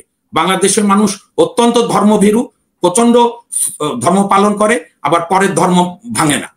এটা আমাদের সাম্প্রদায়িক সম্প্রীতি যদি ইতিহাস দেখেন, এই উপমহাদেশে বাংলাদেশ, ভারত, পাকিস্তানে সবচেয়ে উন্নত সাম্প্রদায়িক সম্প্রীতি আমাদের বাংলাদেশে, এবং এটা বাংলাদেশ, এটা সবাই স্বীকার করে, কেউ প্রকাশ্যে বলুক না প্রকাশ্যে বলুক। কাজে আমাদের এখন যেটা উচিত হবে, ডক্টর মোহাম্মদ ইউনূস সাহেবের যে নির্বাচনের আগে যৌক্তিক কিছু সংস্কার, এখন দেখেছেন, আমি শেষ করি 30 সেকেন্ডে, সমস্ত সংস্কার কিন্তু পয়েন্ট হারিয়ে গেছে, কেউ আর সংস্কার নিয়ে কিছু বলছে না। আমাদের বিচার বিভাগে একটা স্বাধীন সচিবালয় দরকার, আইন মন্ত্রণালয়ের গোলামি জজরা করতে চায় না। এইটা 98 সালে মাজদার হোসেনের মামলা রায় হয়েছে, এটা বিএনপি, জামাত সহ সকল রাজনৈতিক দল, ডান বাম মধ্যরা ওয়াদা করেছে, এখনো তাদের দ্বিমত নাই। কিন্তু বর্তমান সরকার কেনই এই স্বাধীনটুকু দিচ্ছে না? এর জন্য তো কোনো অর্ডিন্যান্স লাগবে না, সংস্কার কমিশনও লাগবে না। ঠিক সেরকম পুলিশে আজকে পুলিশ কেন এখনো মিনিমাম কিছু নতুন ব্লাড নিল না? এই যে আমাদের জুলাইয়ের যে যারা তরুণ যোদ্ধারা, আমাদের ছাত্র তো শেষ হয়েছে, তাদের মেধার পরীক্ষা নিয়ে যারা কম লেখাপড়া জানেন তাদেরকে কনস্টেবল নিয়োগ দিতে পারতো, যারা ভালো পড়াশোনা স্পেশাল বিসিএস দিয়ে স্পেশাল বিসিএস দিয়ে assistant commissioner of police ACP নিয়োগ দিতে পারতো। নির্বাচন তোকে গ্রহণযোগ্য করতে হবে। কই আমরা তো দুইটা ডাকসু এবং জাকসু নির্বাচন তো আমরা সকলের কাছে গ্রহণযোগ্য করতে পারলাম না। এখানে ছাত্রলীগের ভোটকে নিয়েও তো পক্ষের বিপক্ষের নানা কথা আছে, এবং আগামী নির্বাচনে সবার উচিত হবে সরকারকে অনুরোধ করে, ইউনূস সাহেব যেহেতু সবার সঙ্গে কথা বলে, একটা ভালো বৈশিষ্ট্য, সবাইকে ডেকে যতটা সম্ভব প্রশাসনকে স্ট্রং করা, আইন শৃঙ্খলা পরিস্থিতি ফিরিয়ে আনা, আর মবক্রেসির মধ্যে এই অভিশাপ থেকে দ্রুত মুক্তি দেওয়া, আইনের শাসন প্রতিষ্ঠা করা, যেটা সভ্যতার জন্য প্রয়োজন, আমাদের মুক্তিযুদ্ধের জন্য প্রয়োজন, আমাদের গণতন্ত্রের জন্য প্রয়োজন। যদি আইনের শাসন না থাকে, জোর জবরদস্তির শাসন থাকে, তাহলে ফ্যাসিবাদ আবার ফিরে আসবে। ফ্যাসিবাদ কোনো ব্যক্তি না, আমি এটা বলে শেষ করছি। ফ্যাসিবাদের 7টা বৈশিষ্ট্য আছে। 1, ফ্যাসিবাদে এক নেতা থাকবে। 2, ফ্যাসিবাদ অন্যদের কথা বলতে দেবে না। 3, ফ্যাসিবাদে মিডিয়া স্বাধীন থাকবে না। 4, ফ্যাসিবাদ সবসময় একটা কাল্পনিক শত্রু তৈরি করবে, অমক শত্রু। 5, বিচার বিভাগ সাবসার্ভিয়েন্ট হবে। 6, আমার দল ছাড়া আর কোনো দলে গণতন্ত্র না, দেশপ্রেমিক না, আমার দলই সেরা, আর কোনো দল বোঝে না। সবাইকে নিয়ে গণতন্ত্রের প্রেক্ষাপটে আমরা প্রত্যাশা করি যেন সবাই নির্বাচনে অংশগ্রহণ করে, এবং হেরে গেলেও যেন ফলাফল মেনে নেওয়ার সংস্কৃতি হয়। সবাইকে ধন্যবাদ। জনাব মুস্তাফিজুর রহমান। একটু আনমিউট করতে হবে আপনার মাইকটা। দ্বিতীয় বিষয় যে ভারতের উদ্বিগ্নতার কারণ জামাত ইসলাম ক্ষমতায় আসলে এবং শিবিরের উত্থান নিয়ে ভারতের কেন উদ্বিগ্নতা? ধন্যবাদ। আমি প্রথমেই যেটা বলবো সেটা হচ্ছে শশী থারুর যে কথাটা বলেছে, বাংলাদেশ থেকে প্রথমে এটা রিয়াকশন জানাচ্ছে মেঘমাল্লা বসু। তা আমার কাছে কেন যেন মনে হয় এটা একটা প্রি প্ল্যান গেম। ওদিক থেকে সে বলতেছে, আর আমি যেটা জানি মেঘমাল্লা বসু হচ্ছে তাদেরকে রিপ্রেজেন্ট করে। এবং এই যে ঢাকা বিশ্ববিদ্যালয়ে যখন শিবিরের লোকজন জামায়াতে ইসলামের নেতাদের ছবি দিতে বলছে, সেই কিন্তু এটার বিরোধিতা করেছে প্রথমে, যেটা হচ্ছে আমাদের ইন্টারেস্ট। অফকোর্স আমরা এটা সাপোর্ট করি না, কিন্তু মোস্তাফিজ ভাই একটা তরুণ ছাত্র নেতা যে একা দাঁড়িয়ে মানে ছোট সংগঠন হয়ে ৪,৫০০ ভোট পেয়েছে, আপনি তাকে ট্যাগিং দিচ্ছেন ভারতের। আমরা তো সেই ট্যাগিং রাজনীতি করছি। আপনাকে আমি ট্যাগিং দিতে পারি, আপনি পাকিস্তানপন্থী করেন, কোনো সমস্যা নাই, বাট আপনার মত যেমন অধিকার আছে, আমারও একটা মত দেওয়ার অধিকার আছে। কেন বলবো আপনি ট্যাগিং দিয়েছেন, আমি মনে করি আপনি পাকিস্তানি। মনে করেন, কোনো সমস্যা নাই। স্যার আপনার ইয়াটা মিউট করা। স্যার ফেরদৌস স্যার আপনার এটা মিউট করা। আচ্ছা হ্যাঁ বলেন স্যার। আমি যেটা বলতে চাচ্ছি যে মেঘমাল্লা বসু তো একটা হিরোইক কাজ করেছে, সবাইকে নিয়ে ওই জিনিসটা থামাতে চেষ্টা করেছে, কিন্তু তার তো এই হিরোইক কাজের জন্য এটার মূল্যায়ন তো ঢাকা ইউনিভার্সিটির ছাত্রদের করা উচিত ছিল। ঢাকা ইউনিভার্সিটির ছাত্ররা তাকে মূল্যায়ন করেনি। তাকে হয়তো ৪,০০০ ভোট দিয়েছে, কিন্তু তাকে কিন্তু নির্বাচিত করেনি। এইটাই হচ্ছে ফ্যাক্ট। আমরা এই জিনিসটা জানি কার কোথায় ইন্টারেস্ট আছে, এটা আমরা সংবাদ ফলো করলেই বুঝতে পারি। আমি বলবো না যে আমি র কে ঘৃণা করি, আমি আইএসআই কে ঘৃণা করি। আমি ঘৃণা করি যারা বাংলাদেশি র এবং আইএসআই এর সাথে কোলাবোরেট করে, তাদেরকে আমি ঘৃণা করি। র এবং আইএসআই তাদের point of view they are patriot to their nation and what is their duty. So আমি মনে করি যারা এটার সাথে কোলাবোরেট করে তাদেরকে আমি ঘৃণা করি। আচ্ছা, নেক্সট হচ্ছে ভারতের সাথে যে আমাদের যে জিনিসটা আছে, সেটা আমরা দেখেছি যে জামাতে ইসলামী এগেনস্টে তারা কথা বলার মেইন কারণ আমি যেটা বলবো, they find it's hard to negotiate with them. আমরা যত ধরনের ডিপ্লোম্যাটিক র রিলেটেড যত বই আছে, যত স্পেশালিস্ট আছে, ইনসাইড র যদি আমরা পড়ি, অশোক রায়নার বা বাংলাদেশের র যেটা আবুরুস স্যার লিখেছেন, লেফটেন্যান্ট আবুরুস স্যার লিখেছেন, সবগুলোর মধ্যে তারা হচ্ছে they are very concern about their own security. Own security concern হচ্ছে সেভেন সিস্টারের সিকিউরিটি। অর্থাৎ তারা মনে করে আমাদেরকে বাংলাদেশকে তাদেরকে আন্ডার কমান্ড বা তাদেরকে কন্ট্রোলে রাখতে হবে। এই কারণেই এই গত 16 বছরের ফ্যাসিবাদের জন্মটা হয়েছিল।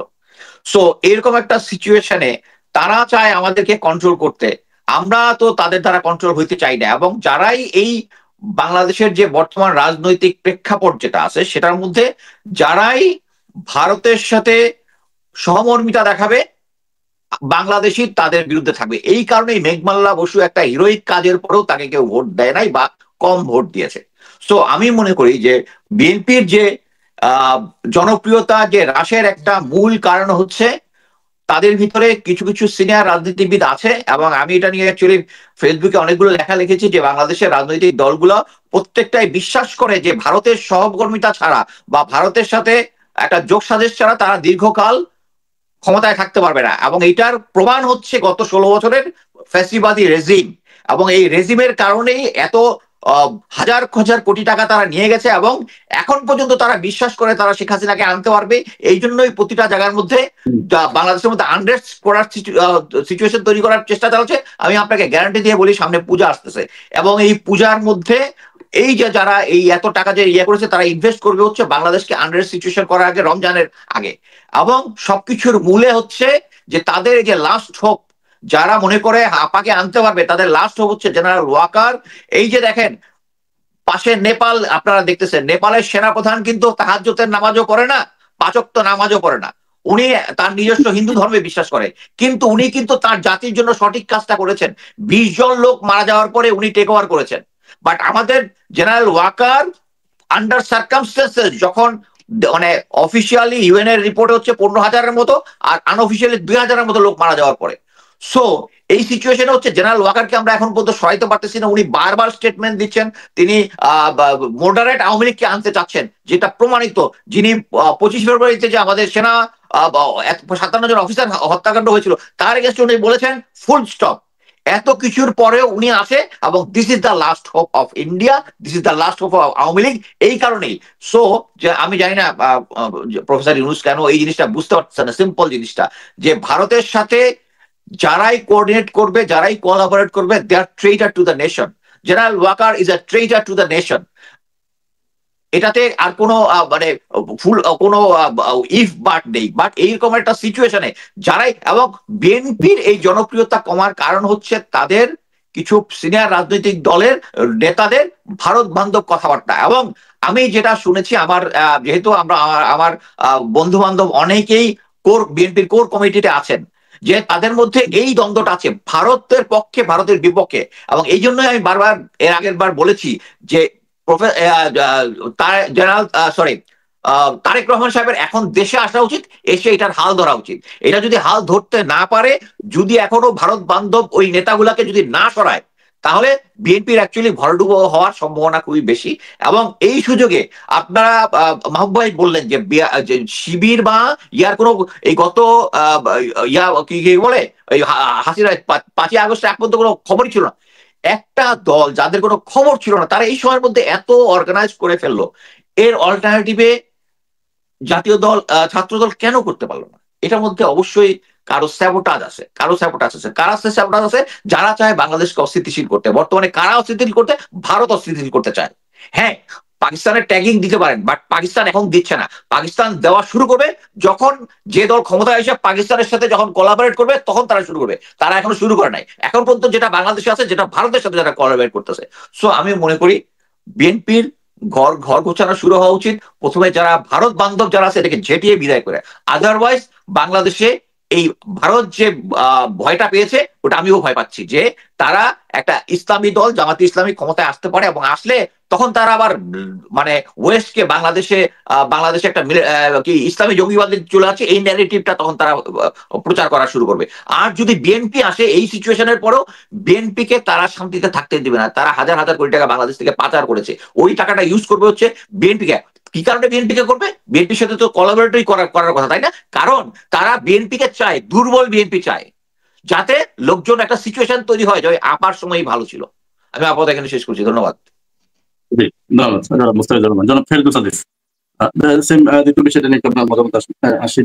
জামাত ইসলাম আসলে তারা অনেকটা উদ্বিগ্ন, বা অন্য যে কোনো দলের সঙ্গে কাজ করতে হবে। ভারতের পররাষ্ট্র সচিব যেটা বললেন, কিন্তু জামাত আসলে তাদের চিন্তিত হবার কারণ কি জনাব? মাইকটা মিউট আছে। কয় মিনিট পাবো আমি সময়? 5-6 মিনিট বা তারও বেশি আছে। যা হোক, শোনা যাচ্ছে আমাকে? শোনা যাচ্ছে? শুনতে পাচ্ছি। আচ্ছা, আমি একটু কথা বলি আগের আলোচনা অনুযায়ী। আসলে আমরা এখনো ওই মোটামুটি যারা বয়স্করা আগের মাইন্ডসেটে মোটামুটি রয়ে গেছে, এটা ঠিক। আর ইয়াং জেনারেশন কিন্তু আগের মাইন্ডসেটে নাই। তারা তাদের মাইন্ডসেট অনুযায়ী, তারা যতটুকু দেখেছে, বুঝেছে, শিখেছে, তারা তাদের অনুযায়ী যাবে জেনারেশন গ্যাপ। তা আমি আপনি যতই পিছনের ইতিহাস টানি বা করি বা বলি, তারা কিন্তু সত্যি কথা বিশ্বাস করেন আর না করেন, একটু হাটে হাটে মাঝারে খুঁজে দেখি, they are not bothered about it. আচ্ছা, আমরা এই জন্য আমি বলি যে আমরা পিছনে আর না হাঁটি, আমরা সামনের দিকে তাকাই। আমি আজ থেকে 30 বছর পরে, 50 বছর পরে বা 2071-এ আমি বাংলাদেশকে কোথায় দেখতে চাই। আমাদের উচিত সবার স্বপ্ন দেখানো আমাদের সন্তানদেরকে, বাংলাদেশকে 2071-এ তোমরা কোথায় নিয়ে যেতে চাও, সেইভাবে কাজ করো। এটাই আমরা করি কি, ওই যে পিছনে নিয়ে মারামারি কাটাকাটি, সবগুলা দলই তাই করেছে, এটা বাস্তবতা করেছে বিভিন্ন কারণে। আমি কাউকে রং বলি না, কাউকে রাইট বলি না, কারণ ইতিহাস সেটা নির্ধারণ করে দেবে এবং পরবর্তী প্রজন্ম সত্যটা তুলে আনবে। তো এই যে আমরা বারবার মারামারি কাটাকাটি, 2টা দল 3টা দল 5টা দল, পিছনের দিকে যাই।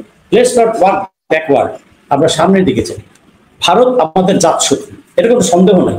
স্বাধীনতা যুদ্ধে হেল্প করেছে, তার স্বার্থে করেছে, বিনা ব্যবসায় কেউ করেনি, এটা বাস্তব সত্য, বিভিন্ন রাইটারে উঠে আসছে। রাইট, এটা তর্কে বিতর্কেরও কিছু নেই।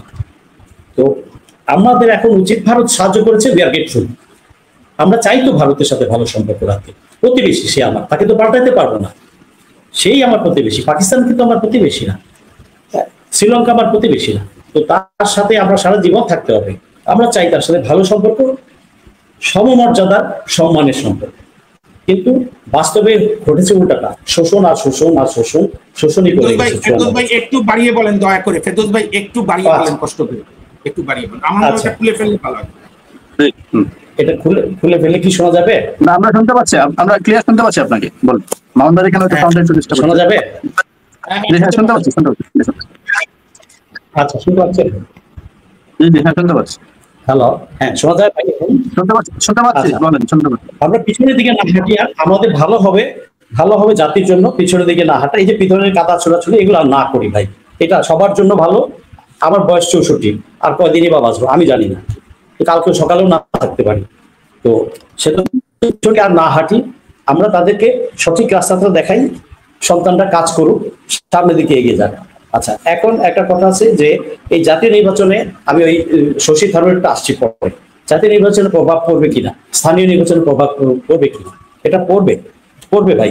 এই ছাত্রগুলো আসছে সেই তো সব গ্রাম থেকে, ছাত্রগুলোর পরিবার আছে, বন্ধু বান্ধব আছে, তাদের সাইকোলজিক্যাল একটা সোসাইটি আছে। তো এটাতে কিছুটা হলেও না, কিছুটা না, বেশ কিছুটাই প্রভাব পড়বে। আর তাছাড়া মানুষ ভালো কিছু চায়, গ্রামগঞ্জে সব জায়গায় কিন্তু চান্দা চায় না, সে দখল বাড়ি চায় না, বড় ভাই চান্দা চাচ্ছে, এগুলো কেউ চায় না। শোষণ শাসন, থানায় গিয়ে বসে আছে, জিডি করতে ওসির সাথে মিলমেলা করে 200 টাকা 250 টাকা নিচ্ছে, আর ওসিকে 50 বা 100 দিচ্ছে, আর বাকিটা দিচ্ছে। ভাই এগুলা ছাড়ো। আমরা সব রাজনৈতিক দলকেই ঘৃণা জানাই এই বাজে কাজের জন্য। ভালো কাজের জন্য অবশ্যই জামাতের আমির বলেছিল যে কি আমি মাফ করে দিলাম, রক্ত দিয়েছি 1 মাস হয় নাই। আমি জানি না ভাই জানেন কি না, আমার মাথায় 13টা ছেলেই আছে, আমি একজন জোলাই যোদ্ধা এই বয়সে। কেন গিয়েছি? আমার সন্তানদেরকে ভবিষ্যৎ বাংলাদেশ, ভালো বাংলাদেশ দেওয়ার জন্য, নিরাপদ সুন্দর বাংলাদেশ দেওয়ার জন্য। আমার ইতিহাস আমি এখানে বলবো না, থাক এখানে। তো আমি 5ই আগস্টে কচু খেতেও ছিলাম ডিজেফাই অফিসের ওখানে, আমরা যে ছিলাম পরের দিন, আজমি এবং বিআর আজমি, মাইকেল চাকমা আর ব্যারিস্টার আরমান মুক্তি পায়। আমরা সেটা এনডিসিবি সারাদিন টায়ার্ড থাকার পরেও ওখানে চলে গেছি। কেন গিয়েছি? যে এটাকে বাঁচাতে হবে, রাতের অন্ধকারে খালাস করে দিলে পরদিন পড়বে, আমাদের কাছে তো নাই। সো এটা না, আমার কথা হচ্ছে আমি কোনো দলের নামই প্রথমেই বলেছি, দেশের জন্য আমি সর্বদা কাজ করবো, আমার মৃত্যুর আগের দিন কখনো কাজ করবো, দেশটা সামনের দিকে আগা, এটাই আমরা চাই। আমরা বুড়ারা, সকল পার্টির বুড়া মানে সিনিয়রদেরকে আমি রিকোয়েস্ট করবো, এই আমরা দেশটাকে সবার আগে দেশ, সবার উপরে দেশ, সবার আগে দেশ, সবার উপরে দেশ, এই মন্ত্রটা আমরা যেন ভুলে না যাই। এটার বেসিসে আমরা কাজ করি, আমরা সংস্কারের জন্য কাজ করি, সংস্কারটা আগে না নিতে হবে, তাহলে যেই লাও সেই করতে হবে, বিচারগুলো হতে হবে। ভাই এই যে জুলাই হত্যা, আমি তো মাঠে ছিলাম ঢাকা শহরে, আমার 1 ফিটের মধ্যে হেলিকপ্টার গুলি করেছে, আল্লাহ বাঁচাইছে। 13টা সেলাই, 1 ঘন্টার মধ্যে ট্রিটমেন্ট না নিতে পারলে তাও তো সরকারি হসপিটালে যেতে পারি নাই, ওখানে লস ফেলাই। 1 ঘন্টার মধ্যে যদি আমি প্রাইভেট থেকে ট্রিটমেন্ট না নিতে পারতাম, আমি মারা যেতাম। তা আমি কেন গিয়েছি? অথচ বাসা থেকে 200 গজ দূরে, আমি কিন্তু আমার বউ বাচ্চাকে জানাচ্ছি না, যদি পুরো ফ্যামিলি চলে আসে, চারিদিকে সব চলছে, পুরো ফ্যামিলি মেরে ফেলবে। অথচ আবার দ্বিধাদ্বন্দ্বে ভুগছি, তাহলে কি আমার মৃত্যুর আগে আমার বউর সাথে কথা হবে না? আর যদি না বলতে পারি, হয়তো আমার লাশ ওই কোনো মর্গে পাবে, বা নাও পেতে পারে যদি পুরায় ফেলে। তখন আমার মনে পড়েছিল বিয়ে 43 বছর আগে মহাশ্বেতা দেবীর একটা বই পড়েছিলাম, 1084 মা। মনে হচ্ছিল আমার কি পায়ে একটা 1084 বা 2084 আমার মর্গের এই নাম্বার দিয়ে গিয়ে ডেড বডি খুঁজে পাবে নাকি পাবে না। এই যে ওই মুহূর্তে যে দ্বিধাদ্বন্দ্বটা, দিনের বেলা যে গুলি, হেলিকপ্টারের ফায়ারিং, এই ভয়ার্থ সময়গুলা তো আমরা কেউ এখন সব ভুলে গেছি।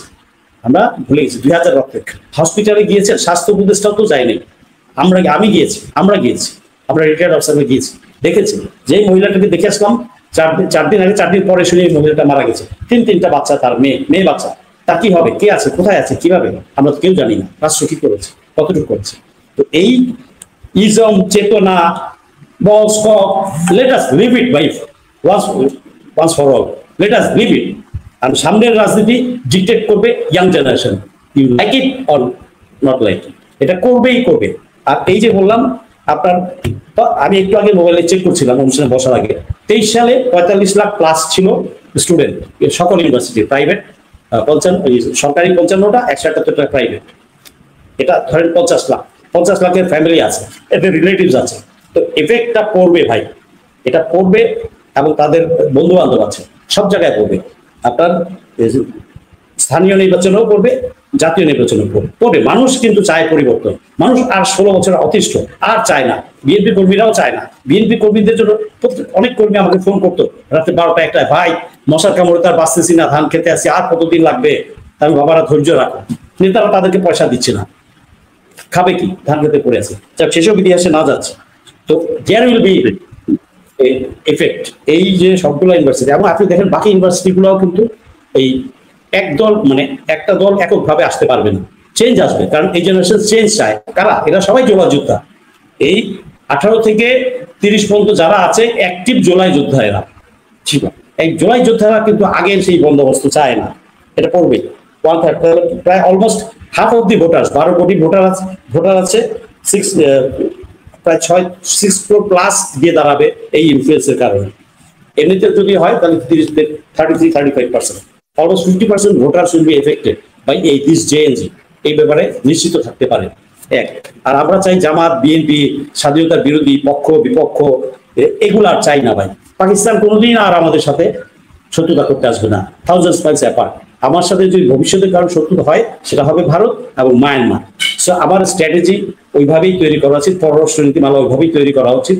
আমাদের সামনের দিকে তাকানো উচিত, যাতে আমরা সামনে কিভাবে আমার দেশকে উন্নত করবো, এটা স্টেবিলাইজ করবো, আমার ইকোনমি শক্ত করবো, আনএমপ্লয়মেন্ট কিভাবে কমাবো, আমার অর্থনীতি কিভাবে চাঙ্গা করবো। কৃষি অর্থনীতি আরেকটা ইম্পর্টেন্ট ফ্যাক্টর। আজকে ওয়ার ব্রেকআউট হলে কৃষি অর্থনীতি যদি আমার স্ট্রং থাকে, যদি 2 বছর প্রলংড ওয়ার হয়, এই কৃষি অর্থনীতি আমাকে বাঁচিয়ে রাখবে, কৃষক আমাকে বাঁচিয়ে রাখবে।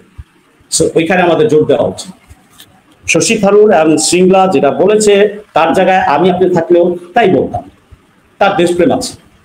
সমস্যা হচ্ছে তুমি জানেন, আমার দেশপ্রেম নাই। আমি সাইদা নিয়ে তার হাতে তুলে নিয়ে আসি, বেইমান তৈরি হয়েছে।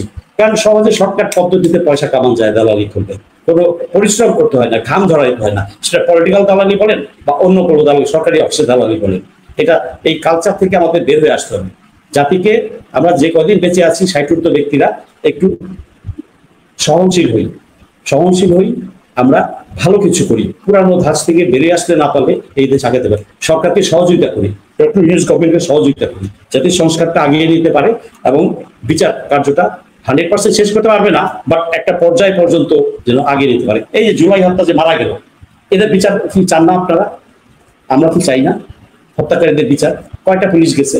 এই আমার সেনাবাহিনী গুলো তো রয়েই গেছে, 4টা জেলে পালাইছে, একটা জেলে আছে, বাকি সব রয়েই গেছে। এই কিছুদিন আগেও রয়্যাল এজেন্ট ধরা পড়ছে এয়ারফোর্সে। ইন্ডিয়া তো চাবেই না আমার এয়ারফোর্স স্ট্রং হোক, আমার আইন স্ট্রং হোক। এটা তো নতুন কিছু না, এটা সবাই বুঝে। আর বাচ্চা পোলাপানরাও আমাদের শিখাইতেছে, তারাও আমাদের চেয়ে ভালো বুঝে। এই ইন্টারনেটের যুগে সবকিছু জানে তথ্য। এই যে লালমনিরহাটে আমার এই যে এয়ারফিল্ড উঠতে দিবি না,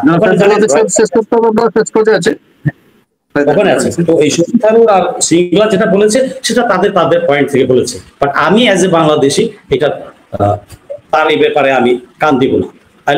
আমি আমার দেশকে নিয়ে সামনে এগিয়ে যেতে চাই। আমার দেশ আমার স্বার্থ রক্ষা করে, আগে আমার দেশ, তারপরে আমার বন্ধু রাষ্ট্র। আমি বাঁচি না খাইতে পারছি না, তা আমি বন্ধুকে দেখবো।